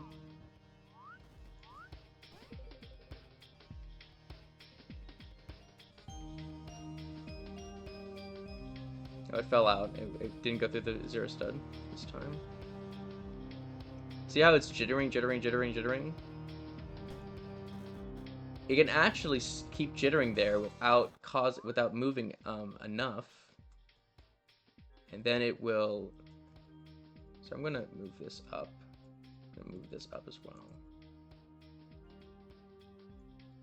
We'll see if this works. This is an experimental. As you can see, I do a lot of testing with Beestone. A lot of it doesn't work the first time. You have to make a lot of changes. And that just works automatically. That just updates it automatically. The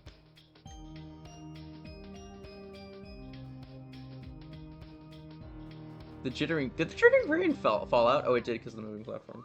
That's funny. Let me move the moving platform a bit then.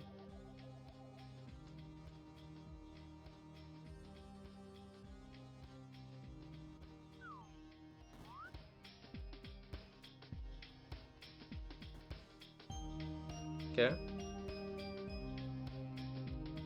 So yeah, right now it's a bomb. Right now this is a bomb. The second I go next to it, it updates. So this is called a bomb detector. You can basically set a jittering crayon that isn't moving enough into items that are asleep with collision. So it keeps jittering around. And the moment you get close to it and properly update the sleepers, then the sleepers move due to the item that's inside of them. and this is called a bomb detector. These are pretty hard to set up, but they are very useful because they use items to set the detection. So you can move around items a lot, and like so, it detects.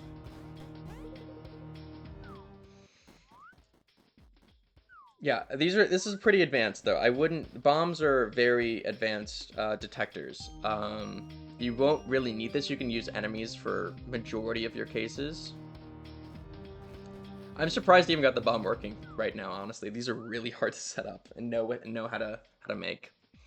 But yeah, so instead of, if you don't want a bomb detection, you can just have, like, let's say to fix a machine, I need a crayon to go through a certain location, right? What you can do is, instead of it being like this, you can have it just say, I want it to move upwards. So I'm just gonna have some glass.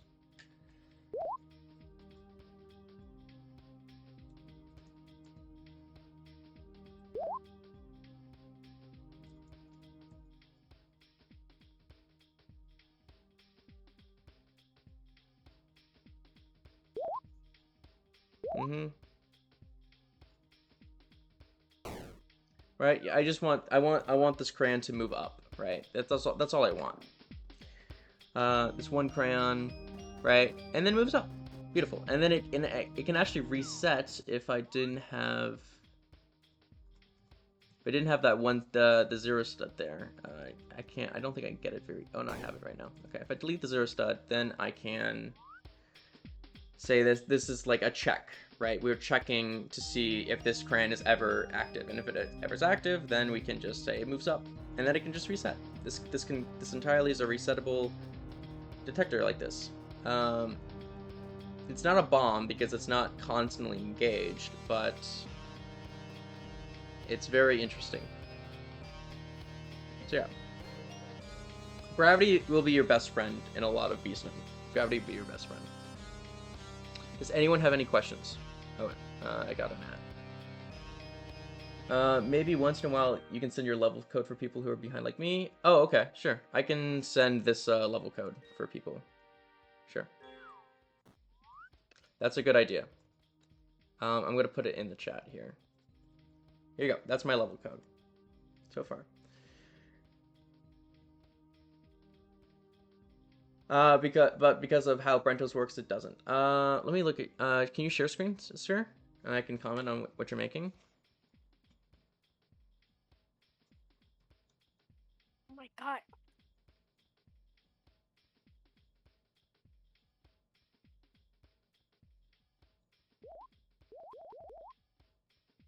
Okay, sorry.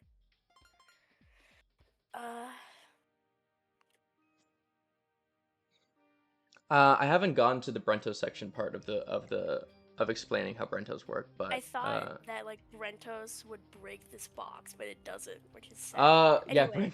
Yeah, I'll go explain Brentos later, but you need to drop them for them to be active. Yeah, I know. Basically what I made is I was planning like you have to drop this crayon at a certain time to break the block with this crayon. Yeah. Because sleep works and stuff. Oh, I'll explain Brentos. Actually, I have one more lesson, then I'll explain Brentos. Because that's a good next item. So, a mechanic you guys should all be familiar with is negative 5,000. So negative 5,000 used to do nothing for Beestone. Well, it used to freeze items down at the location. But if you just drop an item off the void here, it's gonna appear at 0, 0, 0. So it's gonna appear in a bit. There it is. Right now it's here. But what's very useful is there is a thing which you'll see here in a sec. I'm going to just mark out the center of this box right here. So we're just going to say, hey, we have a hole in the center of this platform. And you'll see why I'm doing this. So the hole in the center, there's a yellow cube down there now. That yellow cube, let's say if I had a block lower, if I had a block really low, that yellow cube is going to be a little bit below it. It's below it. This is the void. This is the void kill box. So it's always like 10 studs below the lowest block. And I can kind of show how weird it is, because let's say I have a rotated let's say I have something really rotated. Something really stupidly rotated. It's only 10 studs below the center of the block. So here, the rotation, I could still walk down and be below the void. So it's kind of weird in that regard, but it's very useful because I can drop an item into it. Wait, let me delete this block here. I can drop an item into it, and it resets back to where it started. So if this item were all the way over here, let's actually, I'm gonna color this so it's easier to see. Right, so this is gonna be a little, oh, that's a nice color actually. It's like sandy. So if I drop this crayon in here, it's gonna go all the way over there. Right, it's gonna appear back. But what you can do is, see this, the -5000 actually takes it tries to actually take it back to where it started, but because of how Roblox works, because of how Level Creator works, it actually teleports first here. It teleports first into this little box here. Teleports to 000, because that's where this box is taking place. It's 000. So what we can have here is a soap, and soap is going to be very useful for dispensing objects. So you should get used to having it. So we're going to throw this object into the void.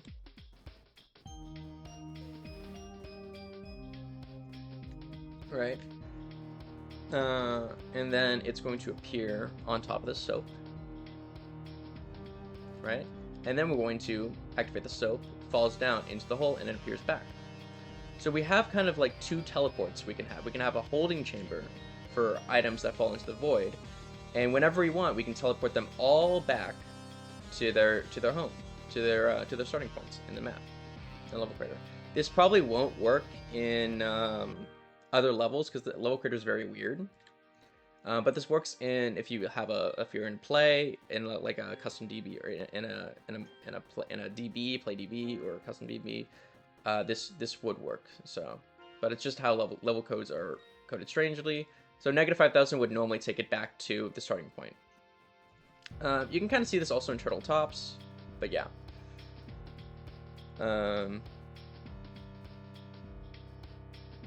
It's a very, very useful mechanic. So what you can do in an occasion is I'm going to combine this with something I'm going to teach you about. So first, that's a neat mechanic. Is any questions about that so far? Renter's inactive until it drops. No questions? No questions? Great. Okay. So what we're going to do is, yeah, I thought that would happen. I accidentally clicked Roblox again. Let me see if I'm still share screening, if I'm still capturing that footage though. So I think I am. So yeah, I am capturing it. Great. Let's go back into A3. I'm actually glad I saved the level code for that, so I can always go back later. So import that again. I'm gonna make the little box again. It's always at the center of this platform, so if you look at what I'm doing here, you can kind of see that I'm like marking out this like center. It's like always between the ice cream and Bevo, 0, 0. So I'm always gonna do this, and then delete this, and then I'm gonna lower this again. And then we're gonna add the... And then we're going to probably not add soap. Yeah, I'll add soap, sure. No, I won't add soap for now, for right now. Yeah, it's fine. I don't care. Okay, so what we're going to do is I'm going to teach you about Brento's mechanics. So a Brento is this object here, and it can break this, it can break a normal box, it can break a hard box, a normal box, and it can break a beehive. So I'm gonna just have, right? So I can break a hard box, break a box, and I can break a beehive, right? Just like that. So what it really enables you to do is destroy objects, because a lot of the time you can't really change objects. A simple object change you can do is using doors. So let's say I have a crayon on a door, for instance. The moment I open this door, the crayon falls through. So that's a slight change you can do, but it's not a very big change. Brentos enable a lot of a destruction of collision. Like I can walk on this, but if a Brento falls on me, then I no longer can't walk on it, right? That sort of thing. What's very interesting with boxes is that you can't actually wall run on them. But yeah, that's just a neat property. One more property I will show is if you spam click a Brento, it actually stacks the active hitbox. So anytime and you saw how big that smoke particle was, anytime you drop a Brento, it will anytime you drop a Brento, it adds a hitbox to the Brento to destroy objects. So the only way to activate a Brento is to drop it in vanilla. But if you drop it on a beehive with multiple hitboxes, it's going to try to break it multiple times, as you can see here. So That's actually funny. This is called Hivesplosion. It's very, very goofy. Otherwise, it just causes a lot of smoke particles. A lot of break particles. So yeah, that's a very goofy mechanic. But Brentos normally break on just about everything, right? It breaks on this floor, it breaks on all of these objects. It should break on everything, but it doesn't. There are certain objects. I'm going to grab all the objects in the game, in the level creator here, that don't break Brentos. The first thing that don't break Brentos is other items, right? If I say I have a platform made of crayons, right? Like, other items don't break Brentos. So if I have an item, if I have a... Shit, I threw it. Right, if I have this, like, this won't break, right? So look at this. What the heck? Slow-mo. What the heck is this? Alright. Right, this doesn't break Brento. So you can kind of make, like, Brento platforms using crayons, right? This is very useful. Enemies also don't break Brento, so I can, let's say I have, like, a Snoder or something. And I can bounce off, shit, I I killed it. Right, it just bounces off the center.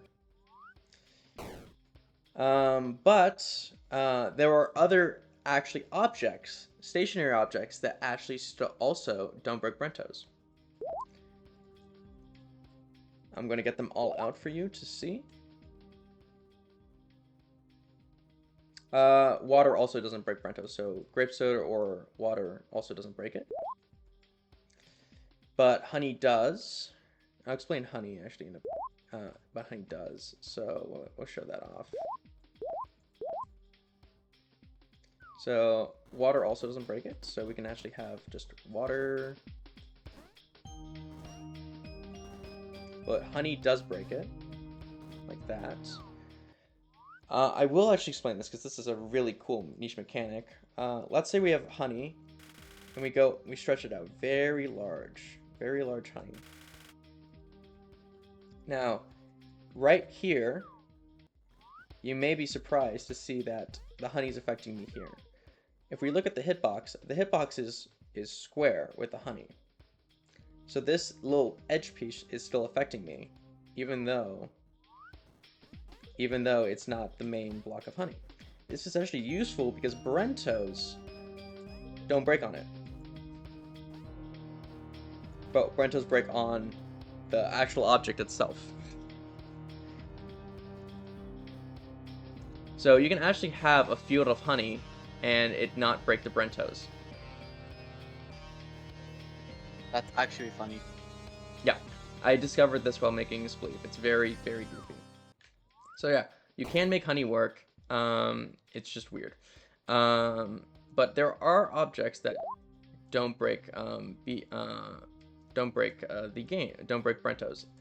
So the way Brentos work is anything that's parented to the map should break Brentos. But there are a bunch of objects that are not parented to the map, but are parented to an object that's parented, like a child of an object of the map, right? So there's like a child of the map. And that way we can actually avoid a lot of the troubles. One of the best ones, and the best one everyone should be testing on, is a log. The top of a log actually does not break Brentos. I need to move it up because it just touched the platform underneath it there. So, but yeah, the top of a log does not break Brentos. And this is a nice wide platform to test this on. Ooh, what is that? This should not break Brentos either. Yeah, it doesn't. So this doesn't break Brentos, as you can see here.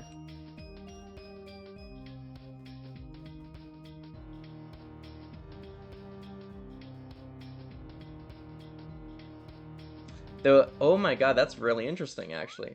If you guys see the honey swing, here, real quick. We'll grab the honey swing again. I'm grabbing another log. I need a honey swing. The honey swing, it actually looks like this yellow bit is breaking the Brentos. That's cool. No, I need to get close. It doesn't. Okay, maybe it was. Wait, then how was it breaking? Maybe this side of it.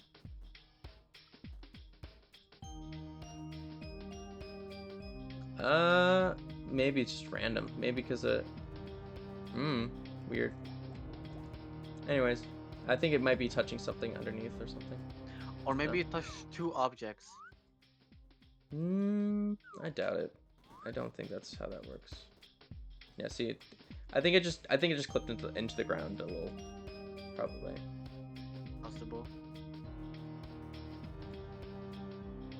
That's weird. I dropped it multiple times. What the hell? Okay, I think this is an item update or something. Yeah, I think it's just clipping through this floor and it touches the brown first. That can happen. So, but normally, so tops of leaves don't work, and also the tops of those lampposts don't work. And so, what other things in this game don't break it? Not really anything too useful. Everything else breaks it. Like even the fan hitbox. So normally you can't see the fan hitbox, but this fan hitbox is invisible. This does break Brentos, actually. Whoa!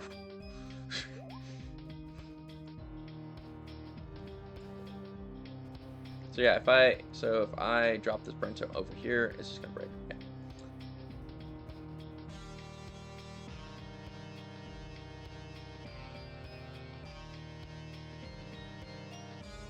I saw something happen. That was weird.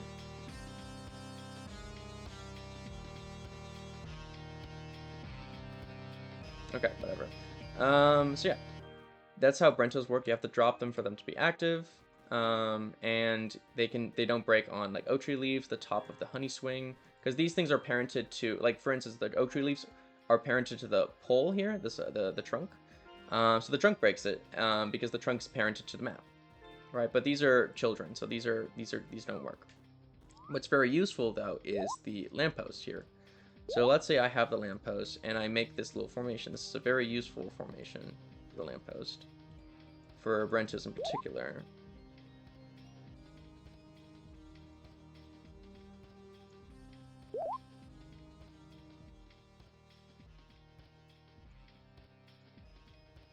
Right, and what you can do here is actually put a Brento inside of it. And you might think, why is this useful, right? Why in the world would this be useful? Right, it's nice. It holds the Brento quite nicely. How would this work? How would this be useful? Well, actually, this is a very strange. There's a very strange mechanic in this game, where I'm going to show this to you because it's very interesting. But you guys can decide if you want to do this or not. Basically, I'm going to move this around. I can import. I'm going to dupe this map. I'm going to import dupe this map here real quick. Import dupe. Oh wait. Sorry. Clear dupes. Export this. Then import dupe. So now there's 2 dupes here, and what I'm going to do is basically there should be. It's not shown, but there should be.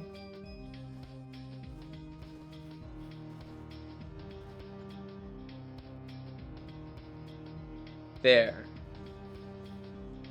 So yeah, I'm going to show this off to you. So here I'm, wait, I need to grab that Brento. I'm going to clear dupes real quick. Clear dupes, export, import dupe. Great. So now I can grab this Brento here. Now I can grab the Brento in here and move it here. This is going to be a little tricky because I'm messing with the dupes. But what I can do here is normally the oh, that's why it's so low. That's why it's so low, because of this object here. We're gonna have this here, and then I'm gonna actually finish up what I'm doing here for a sec. You just have to wait for what I'm doing, basically.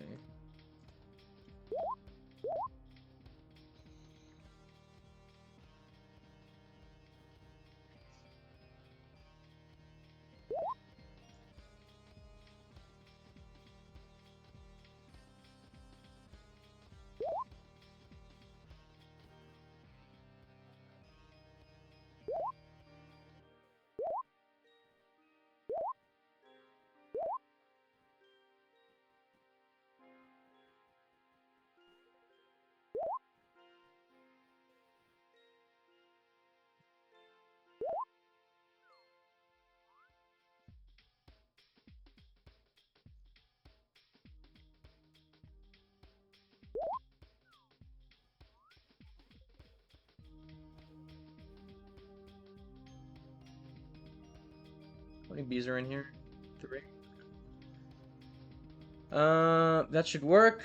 Okay, so. And then we're going to do this. Yeah, nice. That actually activated the bees. The bees need to be up a little bit higher.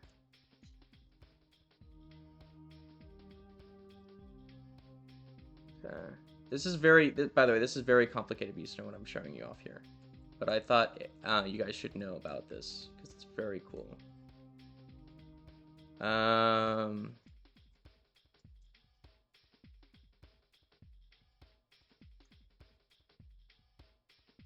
So this should work. Okay, I have this Brento here now.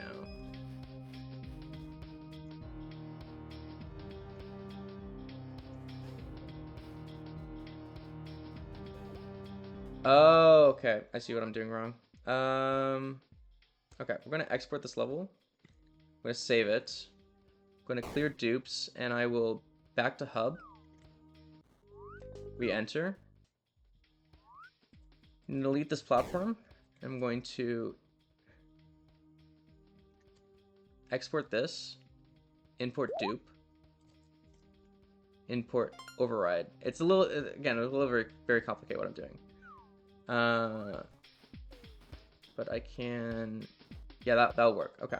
So you see how the bee explosion, when it explodes, this Brento will be pushed out of the lamppost and into the heart box. But if you do this, ah shit, fuck, I messed up. I need a not. It needs to not break on that.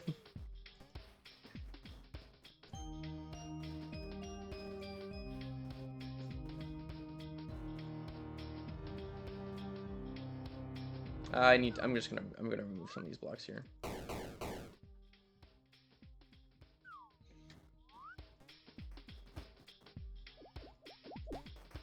I killed the B again. Okay, B's still alive, that's good. Drop this. Wait, where's the... Did I not dupe? I should have duped something. I should be duped here. Oh, interesting. The dupe didn't work. What? Huh.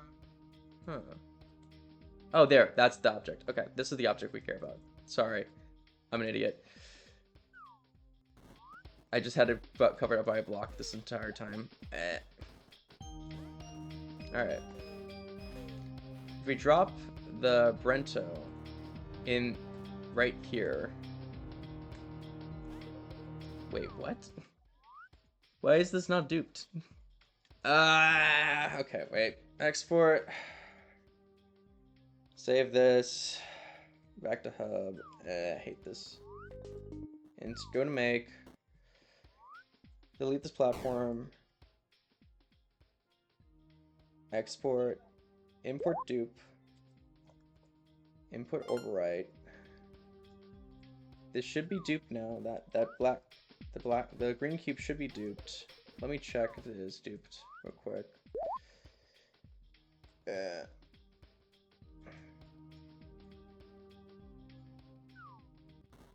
No, it's not duped. How? Why? Okay, whatever. I'm not dealing with this anymore. Anyways, normally if you dupe this void this trigger here, you can actually, so normally Brentos break on all the voids, so they will never come back. So all the -5000, all of this, all that, right? But what you can do is have a Brento be active, and if you can place an active Brento here, I don't think I will be able to with the B not dying, but if this Brento was active, then all you need to do is dispense the B and it'll dispense it through it, like that. But it's sadly not working for me, so, oh, I got pushed under. Anyways, I think that kind of helps with Beestone. So if you want to make like for instance like a slope for a Brento and you don't really care about space, you can rotate logs. You can rotate logs and then drop this on top of it, and this is a little slope too much. Right, now it works for moving an active Brento around. Like so, right?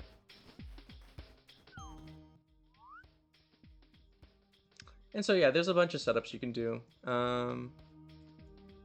kind of want to check this out with the door. I want to see if a door works here. Oh, I need a cloud. Do we have cloud? Let me get a cloud real quick. Cloud. Door. I just want to see if this is funny. This is funny. You can do.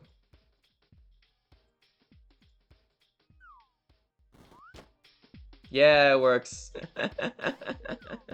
Very funny, very goofy.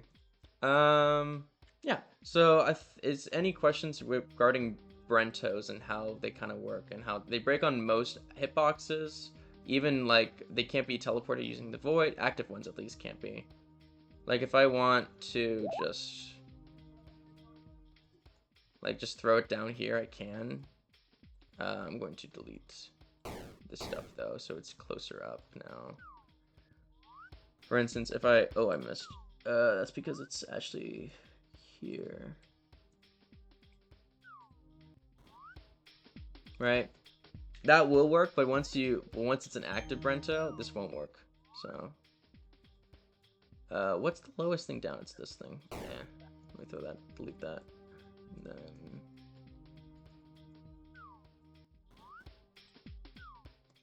right, I'm gonna just drop this Brento down in here. You can see it just breaks, makes a poof cloud. So yeah, you can't really teleport active Brentos. You have to move them around, or you have a duped void trigger, but dupes are very weird and very complicated, so yeah. I'm going to add that log back and the other things back, because I want to put this in a level for people. Actually, wait, I have the level code here. You just paste it. You don't need a dupe. Dupes are just Loki. I forgot how to do void dupe. I've done it once. Preactive Rentos are very useful, yes. So yeah, you can move them around. I feel like I'm not being very instructive here, but yeah. So let's say I want to make like a door with an active Brento. Okay, so let's say you first need a location where Bebo is going to drop the Brentos. So let's just say I have a slope here.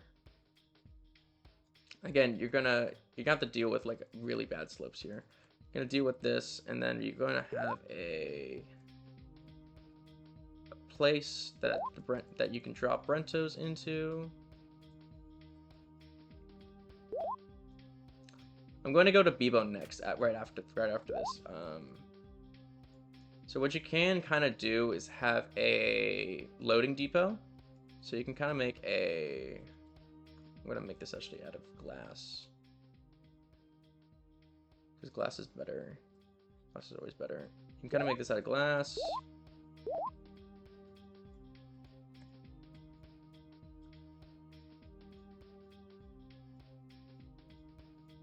What you can do here is have a bunch of Brentos just in like here, in this like tube here. And what you can do is then grab them like this, and then you can drop them. Let me do like this.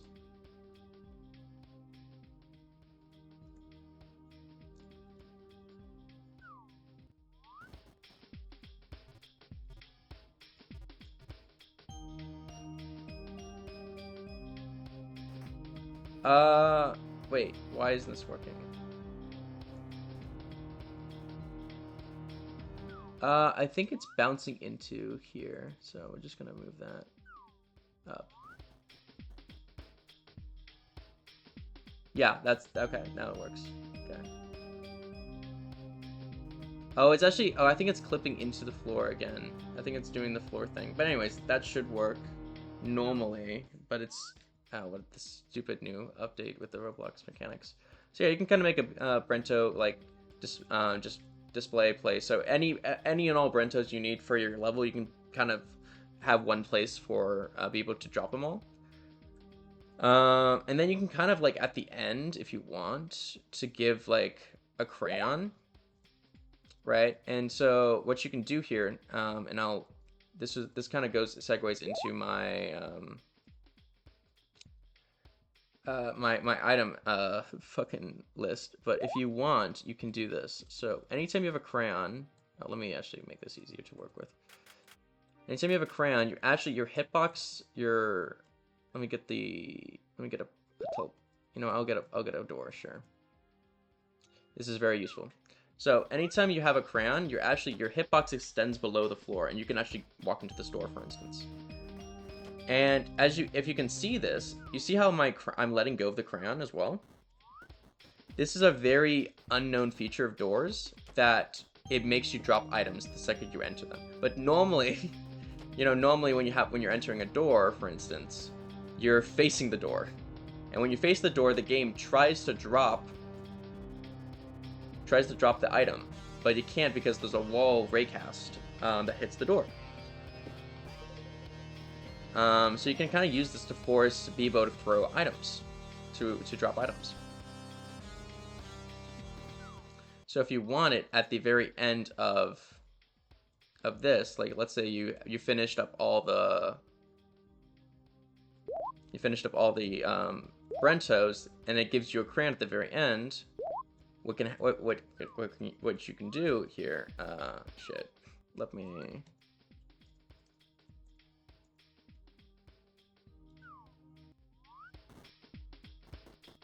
This work. I need to lower the port.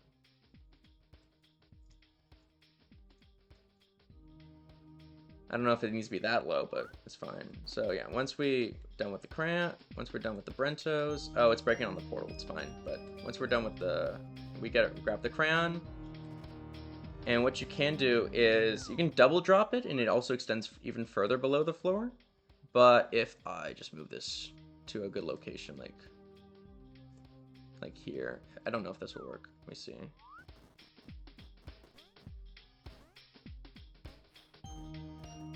Nope, I grabbed the crayon already. Fuck. Okay, so yeah. Right, and then you grab the crayon, and then we teleport. Right, so the crayon actually extends the hitbox below the floor, and we can interact with like doors and enemies. But we can also like even go further below the floor, like here, for instance, by doing a double drop, like that. Because how do I explain this? Let's have a box, for instance. Whenever you drop an item, the spin hitbox around you increases actually. So normally you'd have to be like here for an item. So yeah, you can break boxes by dropping items, like as if you spun, right? And so what that does is it enlarges your hitbox in like outwards and upwards. But if you're holding a crayon, it actually extends it downwards as well. So that's how that kind of works. So if you, it's a drop pickup. That's all it is. Drop pickup. But it doesn't matter. You just spam it. And that's very useful for situational and Zabibos. I can also teach. Let's say we want let's say I want a item here to activate. So let's say I want this crayon to fall. There's a Brenter in here I don't want. Let's say I want this crayon to fall into this teleporter here. Right? I can, and I don't really want to be around here for very long. What you can do instead is have some teleporters take you here, take you to the soap here, and then you can have like an exit teleporter right here, too. And I'm just gonna make the exit right here.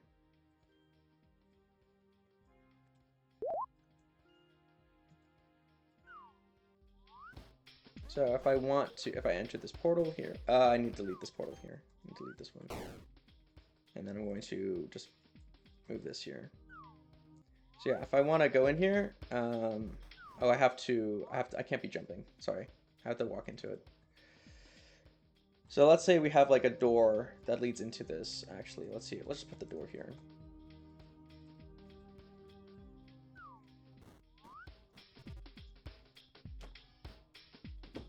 Oh right, the door activates it. But as you can see, the soap was gone there for a sec.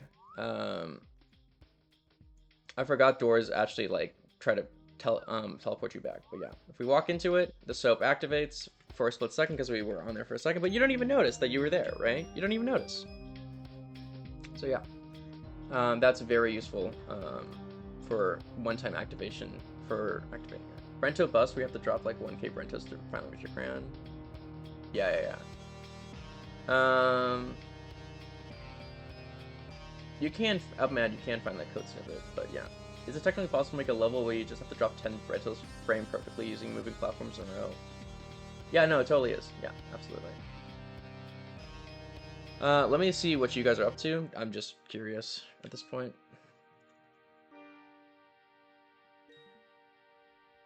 Eric has a lot of crayons. He's made a crayon pyramid. Oh my god.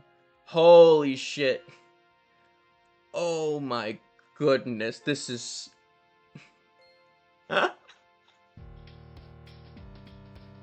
Eric, what did you do? Eric's having fun with Beestone, that's for sure. Yeah. All those physics You calculations. Just Holy imagine shit. you break a box, then it just fucking activates a lag machine.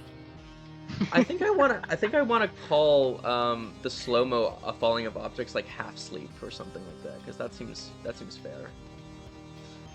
But Jesus Christ, Eric. But yeah, I think I'll teach a little bit more about like Brentos before I get into like Bevo stuff. But like for instance, you can make a like this Brento falls down, and then it can hit like a box or something, or it can do anything else. But we can have like, it's called a stasis chamber, so we can actually capture it using we can use items, you can use honey swings, but we can capture the we can capture it using like items. Yeah, we can capture it using items or something like that, to that effect. We can just do like down here or something.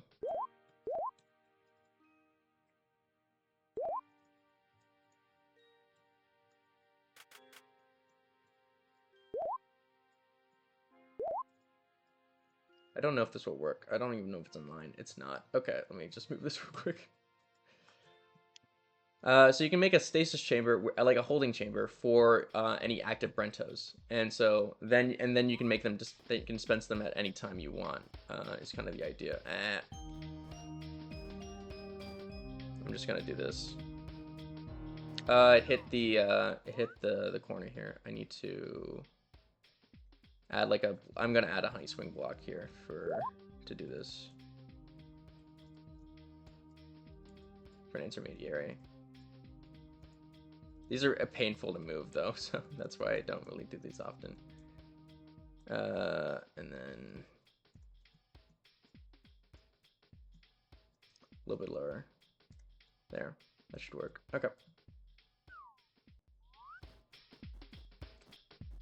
So this should work to capture the Brento. Perfect. So yeah, you can just capture the Brento there, and then you can like dispense it with a bee, right? You can dispense it with a bee again, or you could have just like a moving object, like move through it, like because you can make you can do this.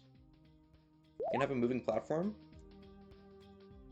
Obviously, this will be more time dependent because of, yeah. But you can have like a moving object, like move through it. And if you protect the moving object, like if you have like crayons or something there, then it will not break the Brento.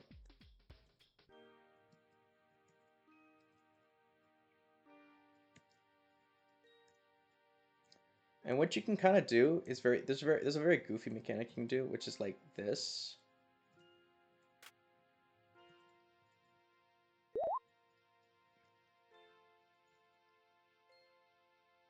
So you can kind of update these crayons using a moving platform that like just immediately exits. And you can, yeah, that it does that. That's funny. We're gonna extend this block here a little bit more.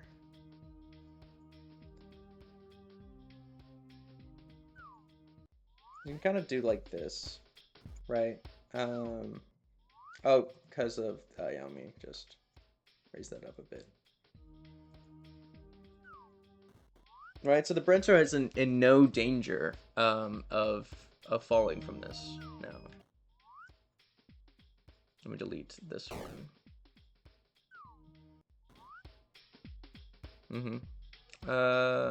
Those split up. I'm going to add like a block here and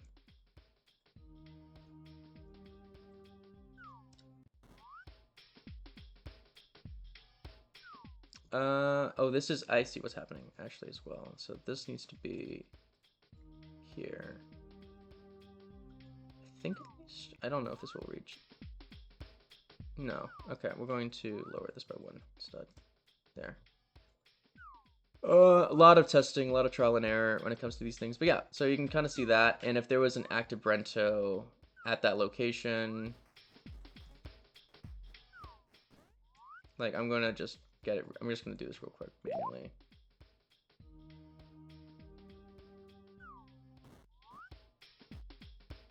Shit. I touched the touched this, so we're just gonna move that.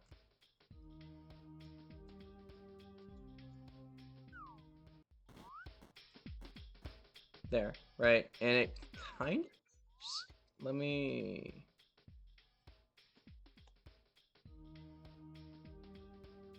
do like this instead, and that. Hopefully that works. It bounced away, but it did work. There. Yeah, like that. And so if I had a hard box below it or something like that, then it would have broken it. I bounced off again. And these things are very finicky. Like that. So you can kind of make a stasis chamber that you can activate at any time. And that's kind of the... So the idea is you have a place where you drop all your Brentos. You can funnel them to places where they need to be. You can even move active Brentos like this by having protected moving platforms with items or enemies on them. So an enemy would also work here. This or like a Snoder would also work if I did a Snoder here. They're more janky, but you can do them. I'm not gonna actually be here because I don't.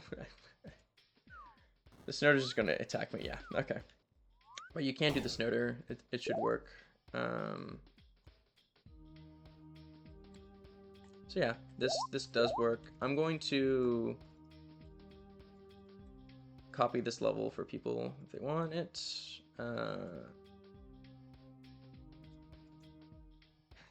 What?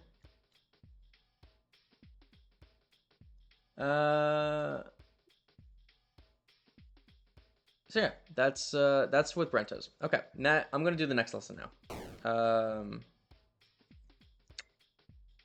So the next lesson is actually going to be involving Bebo.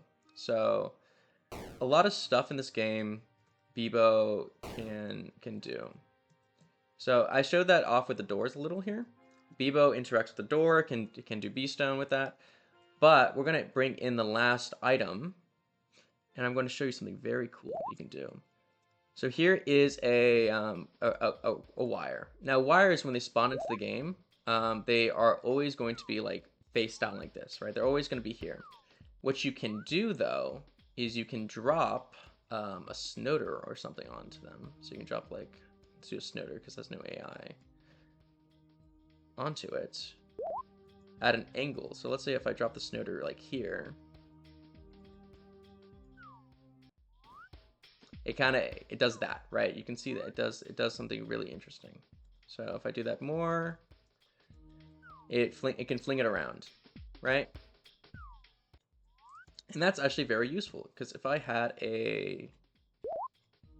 for instance, if I had something like this,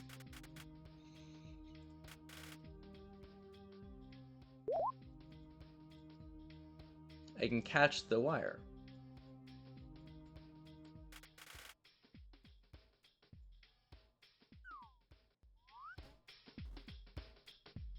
Right? We catch the wire. Now, I can even catch it further using a slope.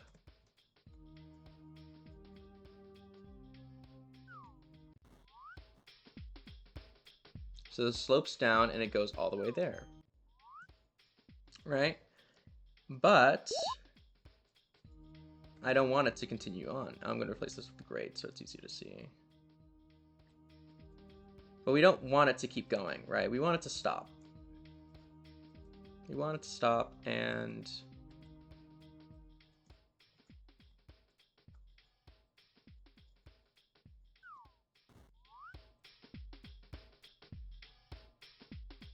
kind of like that. Yeah. So that works, right? And so then if I instead had this, I'm going to make this 0 stud as well because it'll be easy to work with what I'm doing. purposes I'm doing.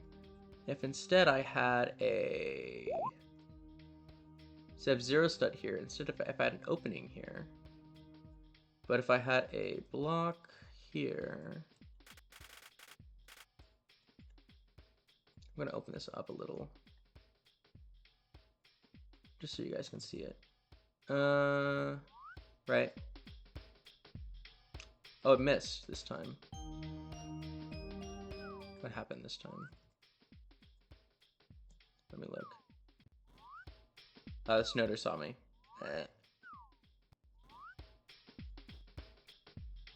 Right, it can bounce off, so we're not gonna. We don't want that, so we're gonna instead just do like this.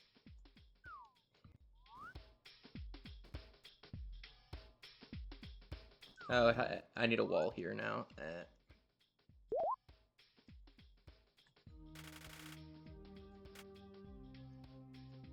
It has a lot of energy.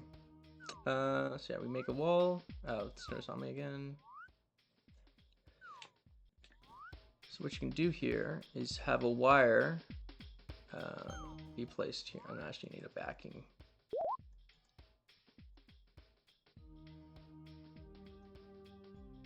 There, that should work. Snow saw me. I keep forgetting. Snowder sees me, wire goes in, and it kind of stops right there, right? And that's very useful, because instead, if I had this be, I'm going to replace this with grade again, and I'm going to do this. Instead, if I had like a B explosion, like right behind it, if I just had a, yeah, let's just do a B explosion, because it's easier to simulate.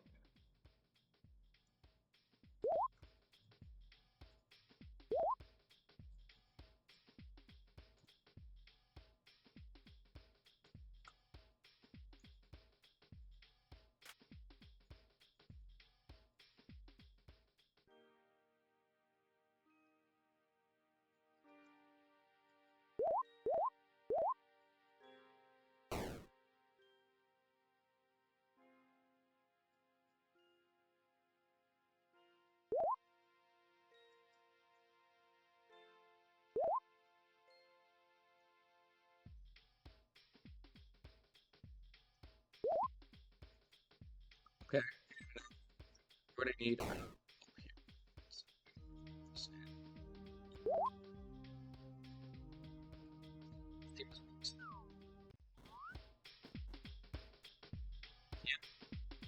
it goes down there and it falls out, which we don't want it to do. So then I'm going to lower this.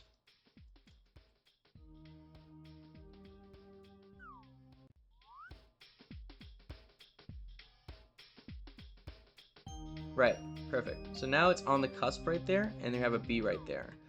So now I'm going to add, I'm going to extend this out a bit so I can actually get in here. And I'm going to add just like a crayon or something to hit this with.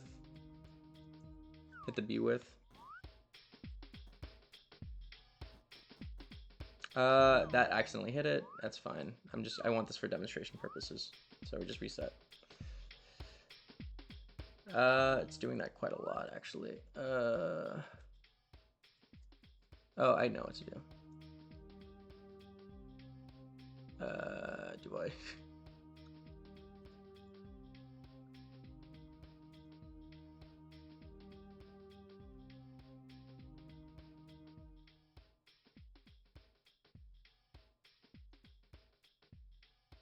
There we go. There, let's try that.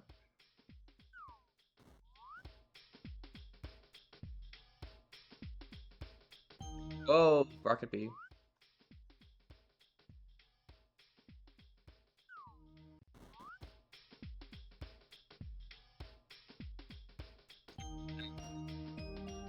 And we need to hit this B with,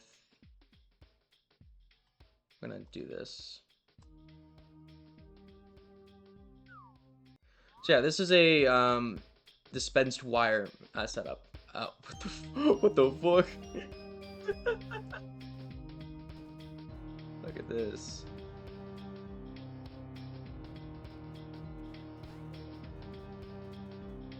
This is a dispensed wire setup. This is not working for a reason. We're just gonna do this then.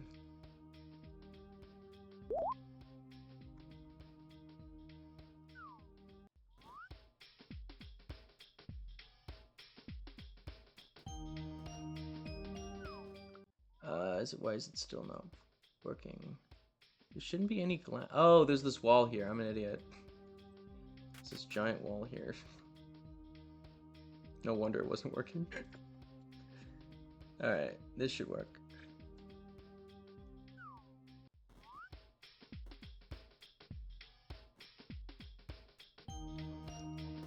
Okay. Then we dispense the B, and the B did not go. Like 2 hours. Are we doing this for 2 hours? 2.5 hours, yeah. Well, I just joined, but like, I've been gone away from home for the last 2 hours. Mm-hmm. I checked up on Discord. I didn't know if my computer's volume was on, cause I was supposed to leave it on so that I could what was it? Oh yeah, cause I didn't know what level I was in Geometry Dash at one point, cause apparently it doesn't pause whenever I minimize it. Whatever. You guys get the premise. You can dispense a wire into the level, and then you can use that wire to swing across a gap or something. Jeez, this looks kind of cool. So yeah, you can always manipulate wires, and then they can become like, let's say we have a giant gap, for instance. This is normally the objective. Like we have a giant gap between like two platforms or something, with like a void underneath it. And we want to be able to dispense. Hold on, I'm actually gonna increase the volume of everyone. Yeah, let's say we have like a giant void. We can't cross this normally or something. So you can dispense a wire and then you can cross that void, basically. So you can basically make it a platforming challenge now. You can also remove, like, let's say we have like an enemy that you can bounce on. Can appear as well. So if we actually make this 0 studs, we can actually like just have an enemy be on a moving platform.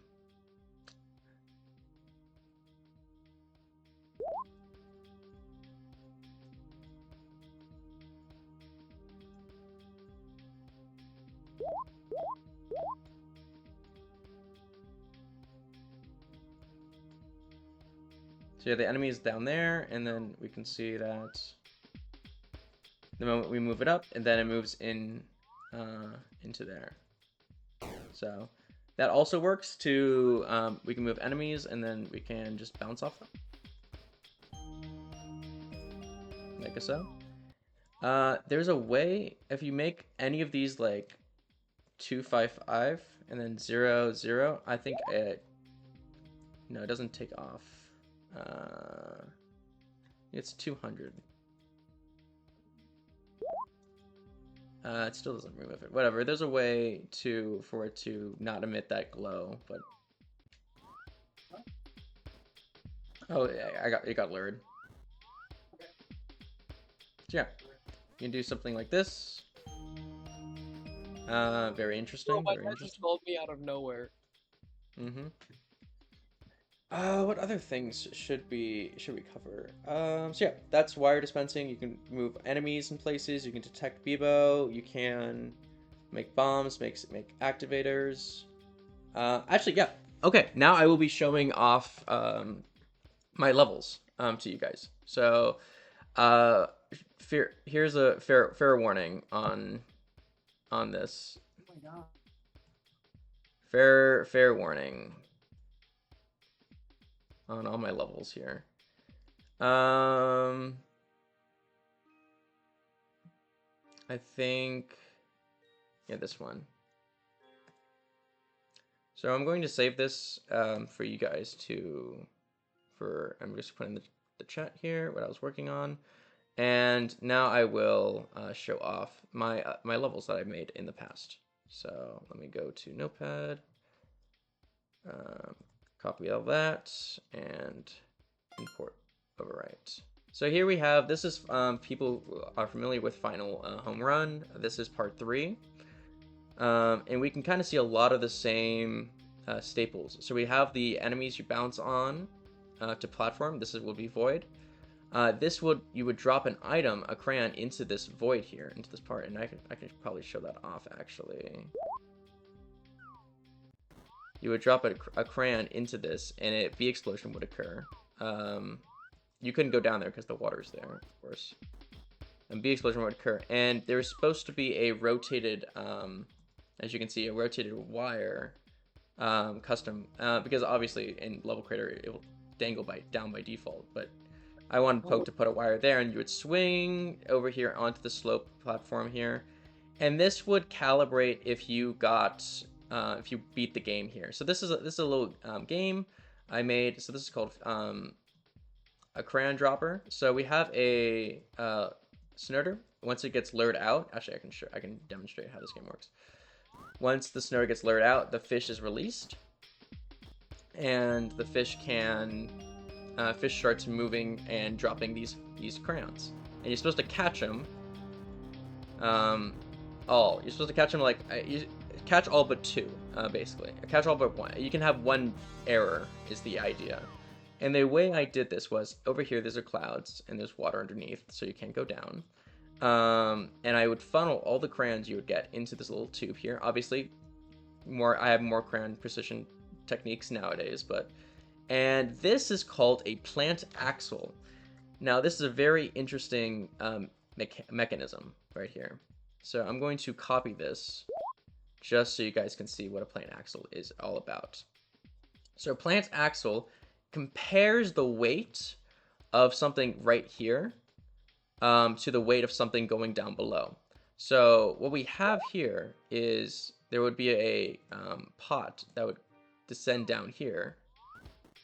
It would go through, and it goes through because there's not any crayons here, right? But if we had, per se, like a crayon, this top row here, this pot would go down, and still go through. That's fine because I allowed one crayon of error, right? But if we had 2 crayons. That's when this won't be allowed. I don't know why that happened, but it does. Let's just have more crayons so you guys can get the picture. Oh, this stuck now.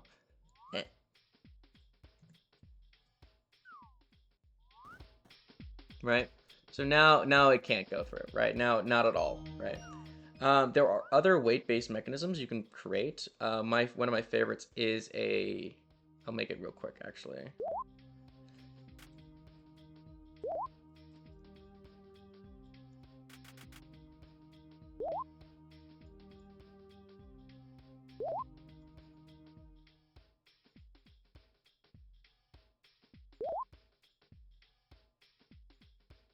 This one's not lure proof, so that's the problem with this. Plant axle is lure proof, so you don't have to worry about that. But this one is very simple. It's just uses. No, I'm gonna move this down. Is that a 4 block? No. Did I have single scaling on? No. This is not another block I want to use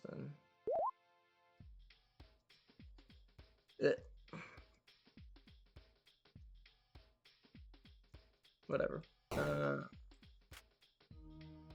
So we have a B right here. It's kind of teetering inside this little tube here. And what we're going to do is put a snowder out here. And I'm going to trap these guys in here. Put a little backboard here. And what you can do here is have, let's grab some crayons.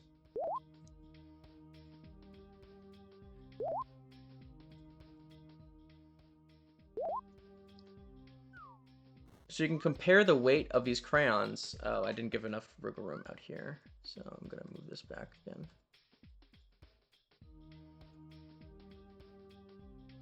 So what you can do is compare. Oh, that's fine. Compare the weight of the crayons here to the weight here, to the weight of those. Needs to be. Oh, there's no. That's why there's no backboard here. So with one crayon, you won't have enough. You do have enough with one crayon. But if we add another snoder here, for instance, and then extend this.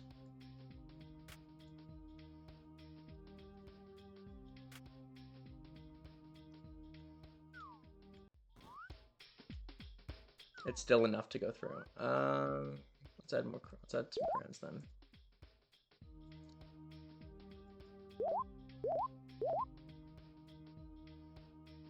I just want to make it sure that it can't go through at all, and yet it still does. That's so funny.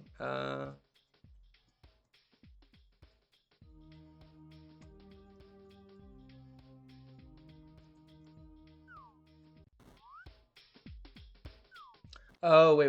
I remember now. Remember now. I'm off.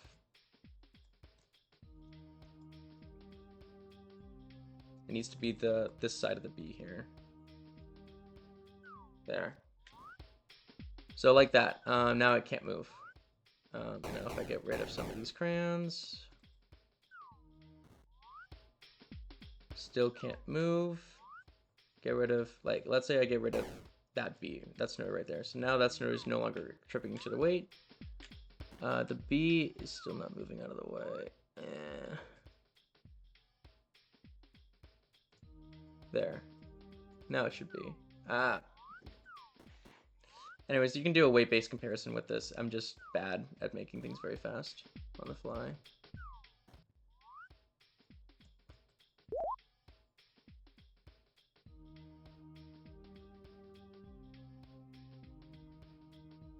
Oh, it's because this is not in here. I see. That's why. That's what's happening. You have to watch out for overlapping collision. Yeah, like that. So that works, as you can see. But if I had a crayon here,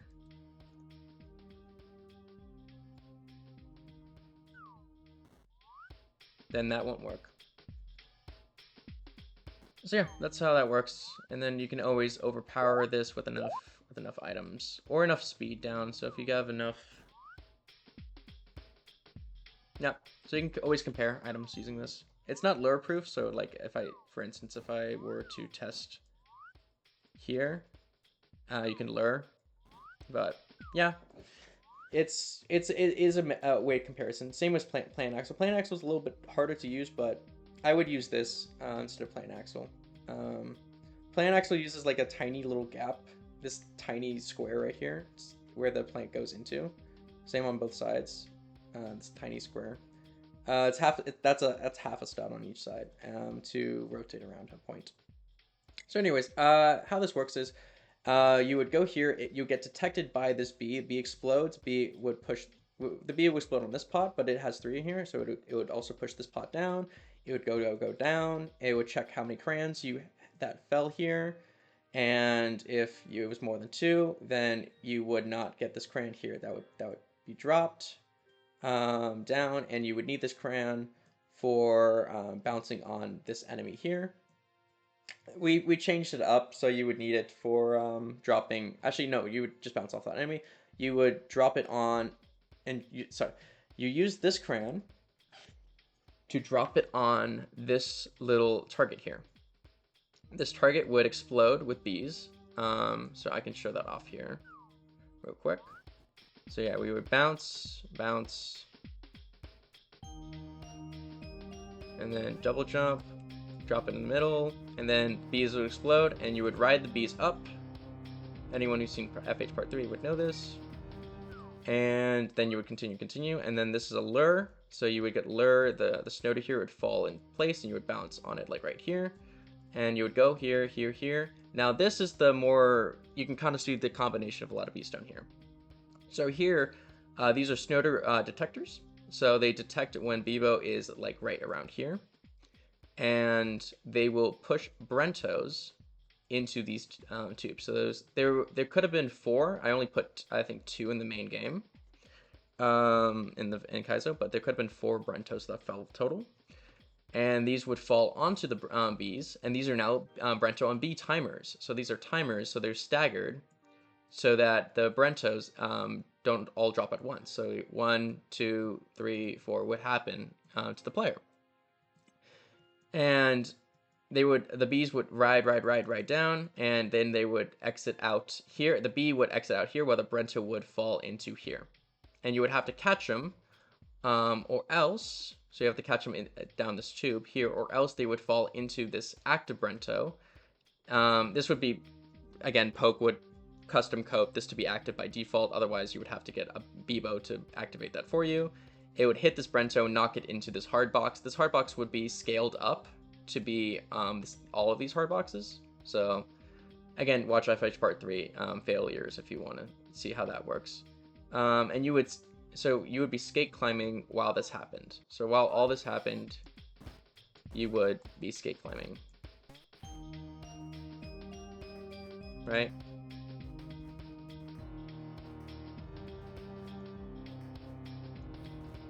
Again, it doesn't work as nicely as it should.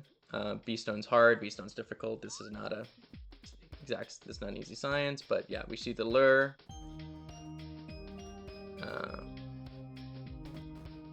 Like, none of these lures are working right now, I guess. I don't know. Okay, that drops the Brento down, and it falls out, but yeah. Let's try this lure. Oh, that doesn't have Brento in it. This one does, though. Whatever. There's ways of doing it, so I'm just going to simulate it real quick for people. Brento would be lured down into there. Brento would fall on that B. B would fall down. B would exit out there. B would exit this way. Brento would fall that way. But yeah. That's kind of FH Part 3. It was kind of a combination of just, hey, how do I add Beestone with platforming? And they call it Kaizo Beestone. Any questions so far? I don't think so. No? Okay. That's good. That's good. Yeah, Peach, yeah. It lures and then starts the timers, yeah. So yeah, this is a lure timer dispense, basically. Just like we made at the beginning of this of the video. Knowing how Floor Zero Part 3 actually works is so cool. This oh yeah, I will accept that. But this is actually this minigame got cheesed, so you can do again, remember the door thing we did to get the item removed. That was used to check instead of this. So, but you could just bring a crayon into here, and you didn't even have to play the game at all. But the game does work jankily through Nkaizo, but I will say we did cheese this part here. So if a Brento falls, Poke just detects a Brento there and destroys the hard box. There's no active Brento in the main Kaizo. So yeah, that's FH part 3, and I kind of how I made this. I can kind of show off the process of how I made this. I made modules first. Was kind of how I did this. So if I show you, I kind of made modules. Each one of these is a separate module. And here I had, instead of portals, I had those, and I kind of like, obviously you can see how like this developed with time. Fish game, yeah. So everything's perfect. I did also have this instead of so I had one more module you guys didn't see in the game, where you would have to here I can try to demonstrate this. You would have to throw this pot. You would have to throw this pot into this gap here. This would activate bees. This would activate bees, and you would have to ride the bees over here. to get over here. But I thought this was too jank. I thought this was too weird, and so I scrapped it in the end. But yeah, there would have been a lot of bees down here, and you would have to bounce up on them to get up in here. And then you would continue onward to do the same thing you guys know already before.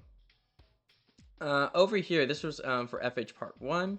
This was going to be like a golf game using walkie-talkie. Again, watch my previous video on like walkie-talkie, remote control item that I just made to understand how this game would function. And you would need to activate this bee at the very end of the game to explode to get you the item you would need. For how I programmed it here, you can just, okay, this is the thing you can do. If I just test here, only 7. Oh.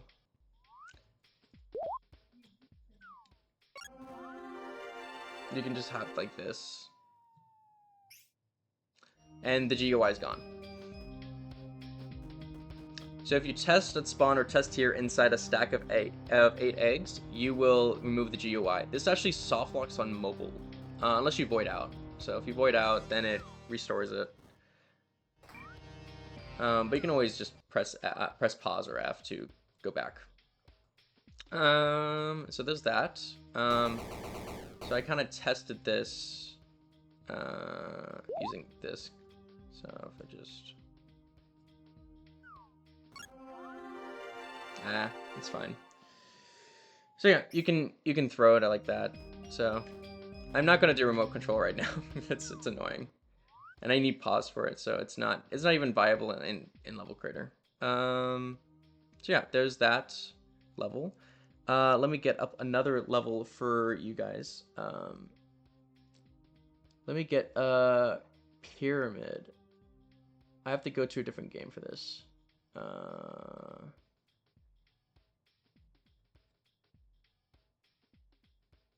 Pyramid sector. Use sector 2 upper only. Yeah, this one. Okay. So let me go to a different game real quick for this, and this will go to Grilled Grass Revamp.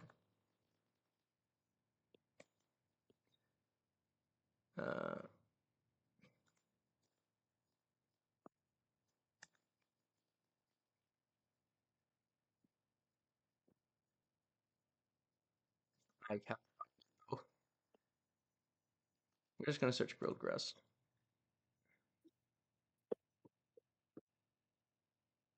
Here it is. Okay. I have a thing in this game called the Puzzle Pyramid. I didn't finish it. Still, let's go to the cray.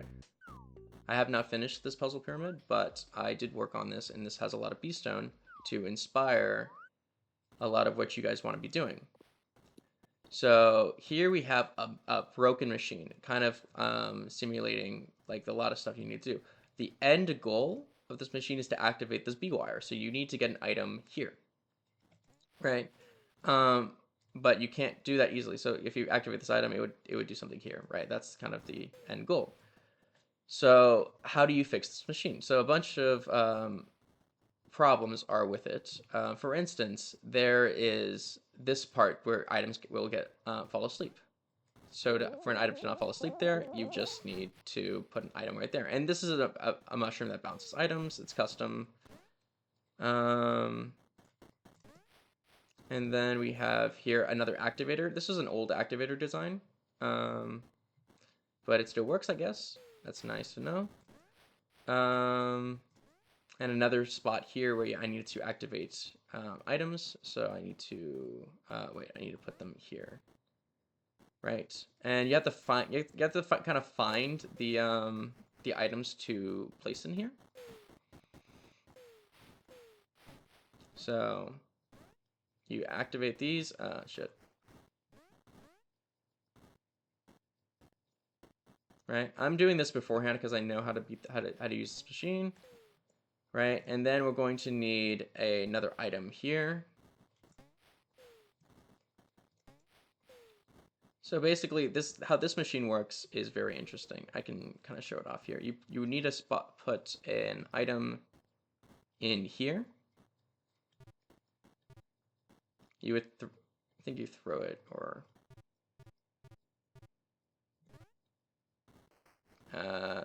shit. I added clouds to tell people where to drop items in.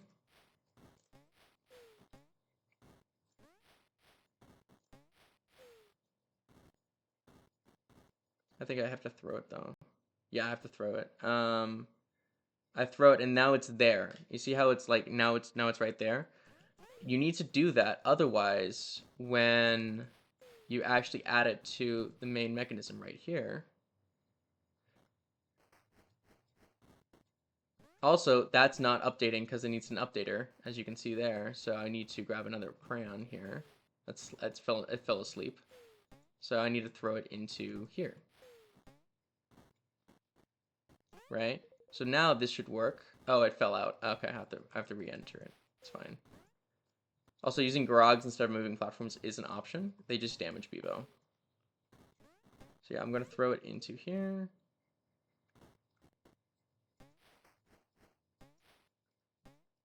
Again, this machine is very jank for people that don't know how to use it. So yeah, we're gonna throw it in there. It falls down, it activates because of that crayon, it moves the snoder into position here. The snoder actually, so then now we have a snoder right there. Funny enough, you actually need to go back and put an item here now again. So you need to throw another item into here. So now that snoder can push it across this gap here, and it can be added here. And then we do that so that it goes across the moving platforms. I use the rollers as like conveyors, and I can do this. This is a fish pushing mechanism. So this mechanism pushes the fish out of the way, as you can see right there. So the fish is now in that hole. This should have been reset. This should have gone down. This should have not gone here. This should have gone here. But that's just the price to pay with when you're dealing with a lot of Beestone jank. So this should not be here. I'm going to try to remove it if I can. I don't think I can, but so yeah, this is a fish pushing mechanism, and I can show that off to you guys again because that's actually very useful to have like an item that can push fish. So how it works is we have a item. It gets so yeah, this should be. Actually, I actually use this. This is very interesting. I use the roller to make it go sideways. So if you look at here, I use the roller. The rollers actually make it sideways eventually. You see this? Yeah, the rollers make it sideways, and then it can push the fish out of the way. And then, yeah, it shouldn't be going down this hole, but that's fine. We can kind of see it continue onwards here. This is kind of jank here again, but we can see the rollers keep it updated, and then the cogs move it across, and it moves it into this Ferris wheel. This Ferris wheel won't allow it through because this is a kind of an inverted activator. So this is an activator that keeps activating this sleeping object. So what you actually need to do to solve this one is you grab this item. Once you grab that item, it actually can go through because it's now a collision, and it can be let through. So it goes through here, it goes up here, and it goes into this cog here. And then it's now, but all of that is so that it goes into this gap right here. All of that, so it goes into this one gap right here because you need this gap to, so no, actually that gap needs to be filled beforehand. So otherwise, okay, let me explain. Normally, that's the main path of a crayon. So the main path of the crayon goes through here, here, goes all through here, goes up, well, we saw it, goes up here, goes through here, and it needs to go through past this gap. But if there's nothing in this gap, then it will get stuck, like we saw right there. So what you actually need to do is also have an item in here. We're gonna do this. We're gonna show this off again.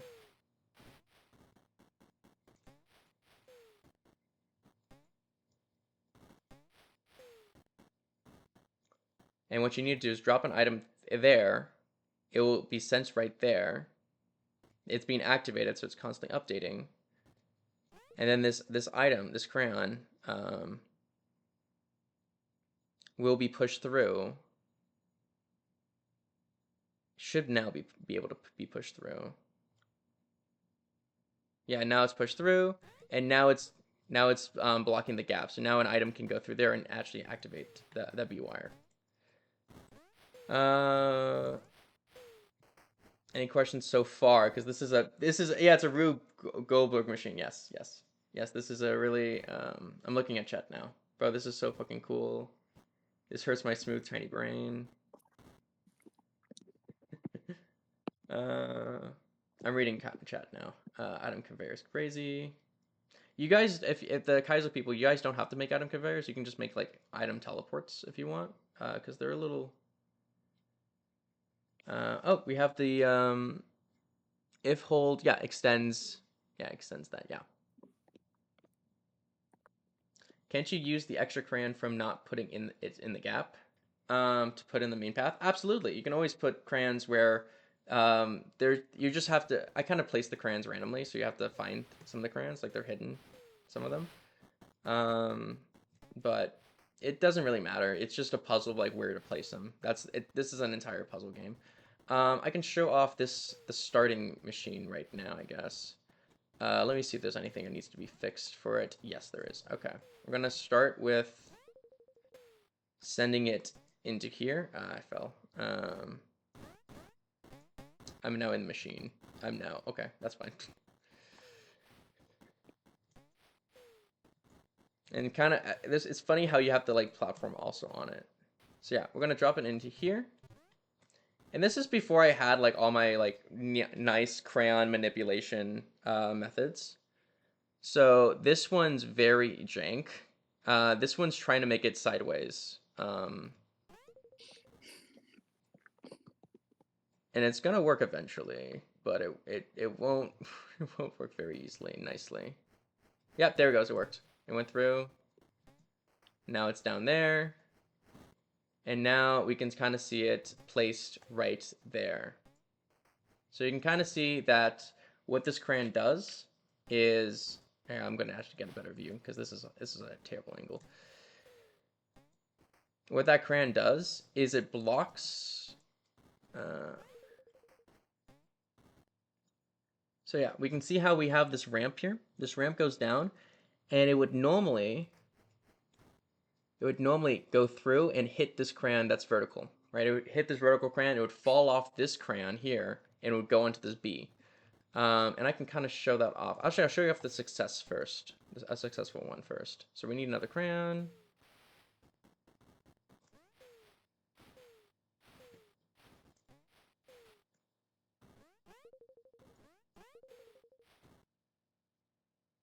Right, we need another crayon, so we need to put the crayon into here. Ah, saved. Right, we put the crayon into there. It's vertical, right? Look at that, and it bounces off of that crayon instead of hitting that. And then we have the honey. Honey actually affects items in this mod too, so we actually can make items slow down as we like. It gets pushed here, and then it gets taken up. Gets taken up, goes through there, gets pushed. And then if these are activated, then what happens, I can show you what happens here if they're activated. I need another crayon though. So this crayon is now, it's not doing anything right now. So you need to actually activate probably only this portion. Give me this.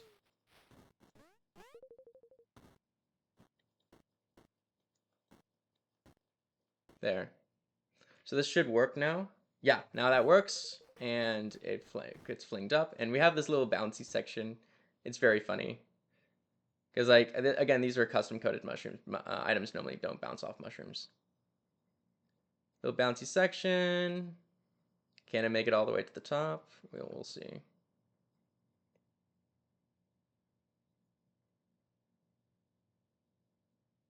Da, da, da, da, da. having fun with it, bouncing. Nope, didn't make it quite there. Dun dun dun. It's very funny. Ah, I got stuck. Got stuck on the block right there. It's okay. It's okay.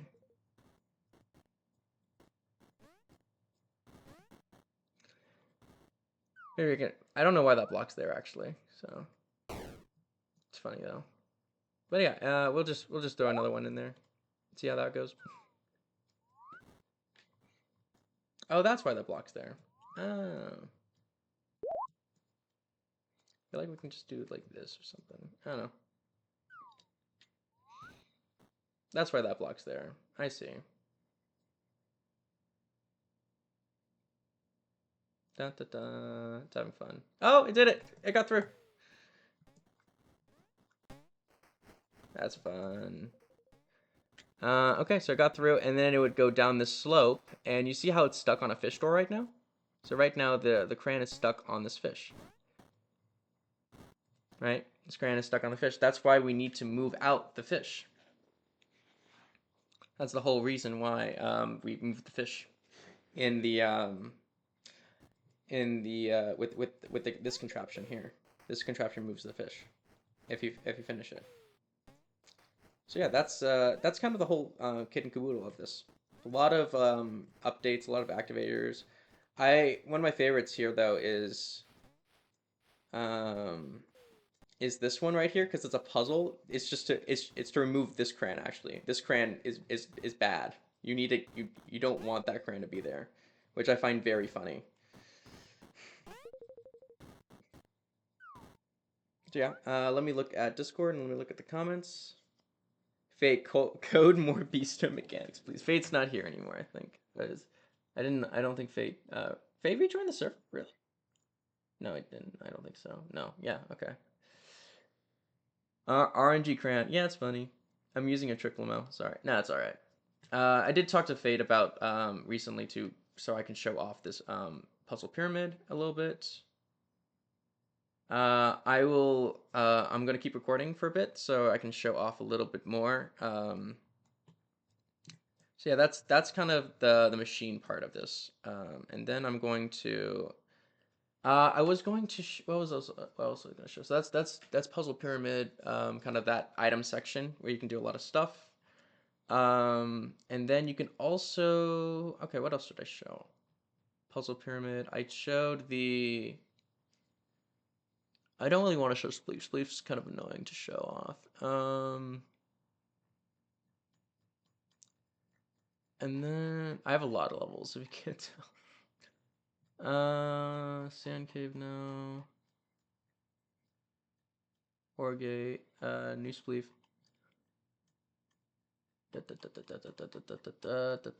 Logic Gate, and then we can show off. I think I'm going to show off more puzzle pyramid if I can find some more. I want to show off like, oh here, sector, PP sector. I think sector 3 is the one I care about. Yeah, this one. And so this is kind of more Beestone with Bebo. So this sector is focused on with Bebo. So here is how this works. We go up this fan, and we are racing this Braum. We have to move that out of the way. We have to kill this Snoder. We didn't kill the Snoder in time, so we failed, right? And if you also if you don't move this platform out of the way, it will just also go into this hole. Oh, it doesn't. Okay, so it doesn't have enough speed for that. That's fine. We can kill that first, and then I can just.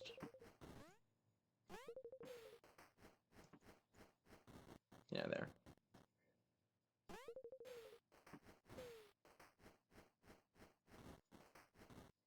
Right.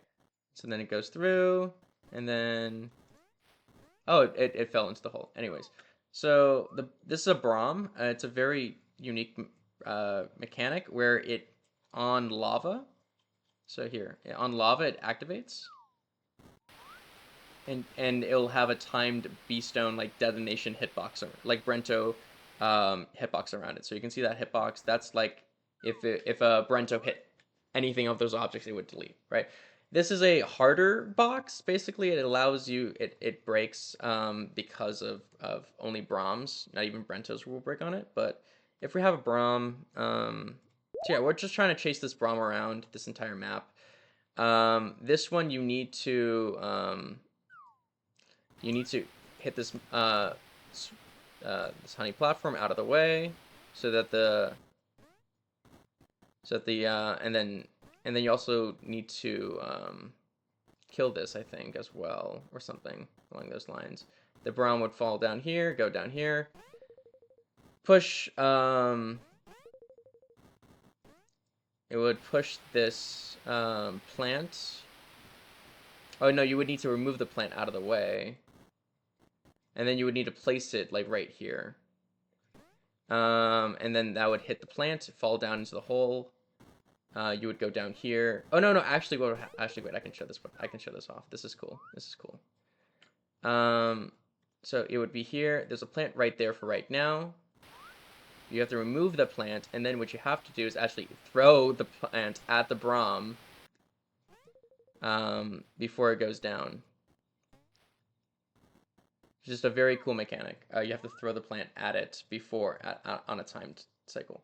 So then the Braum would go bounce, bounce, bounce. You have to kill this enemy, otherwise, blah blah blah, right? And then it would go down here, and then you would have to open this door for it actually, which is very funny. So I'm gonna move it here. So you have to open this door, because again, doors, you know, open up depending on if Bevo's there or not.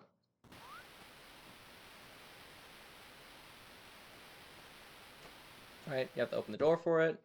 Then it goes here, and then what you kind of have to do is ground pound the pole, and so you can break these boxes using the pound state before the Braum enters there. Once the Braum enters, so we have a little showcase of the next section here.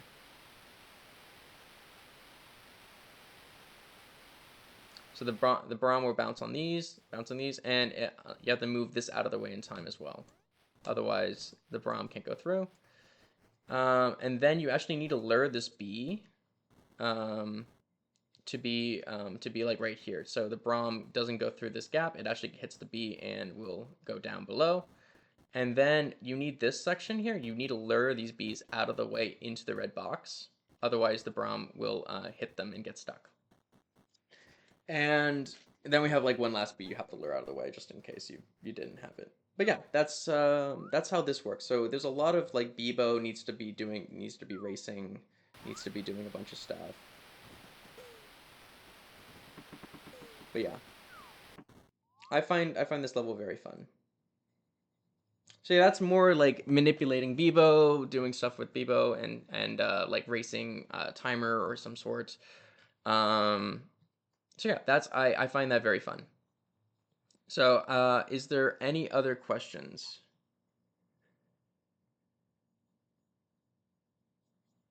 Puzzle Pyramid is what it's called. That's what PB stands for. That's so sick, bro. Braum. Does Bebo have a brain? No questions from me. Okay. Puff FH level reset portal trust. That would have to be what's in these levels, yeah, to make them work. Because otherwise, Beestone does not work without like resetting the map. Because again, like if, for instance, a bee explosion needs oh, this is actually a stack of bees, isn't it? This is a stack of bees. I think these are all stacks of bees actually. No, this one isn't a stack, but these are stacks. So if they hit them, they explode. But yeah, like a stack of bees exploding is a one-time event. You have to delete the map and reset it. Otherwise, it doesn't go away. So that's I think all I really want to show off for today. I hope you guys got inspired. I hope you guys understand Beestone. Thank you so much for listening. Any final comments or questions or anything from that sort? Anything I need to rehash? Anything you missed that I need to go over again? How do you void 2? Wait, can you drop the OG03 code? I want to know if I can beat it. Sure, okay, I can drop that. But Have a great rest of your day. I hope you all learn something. Bye, guys.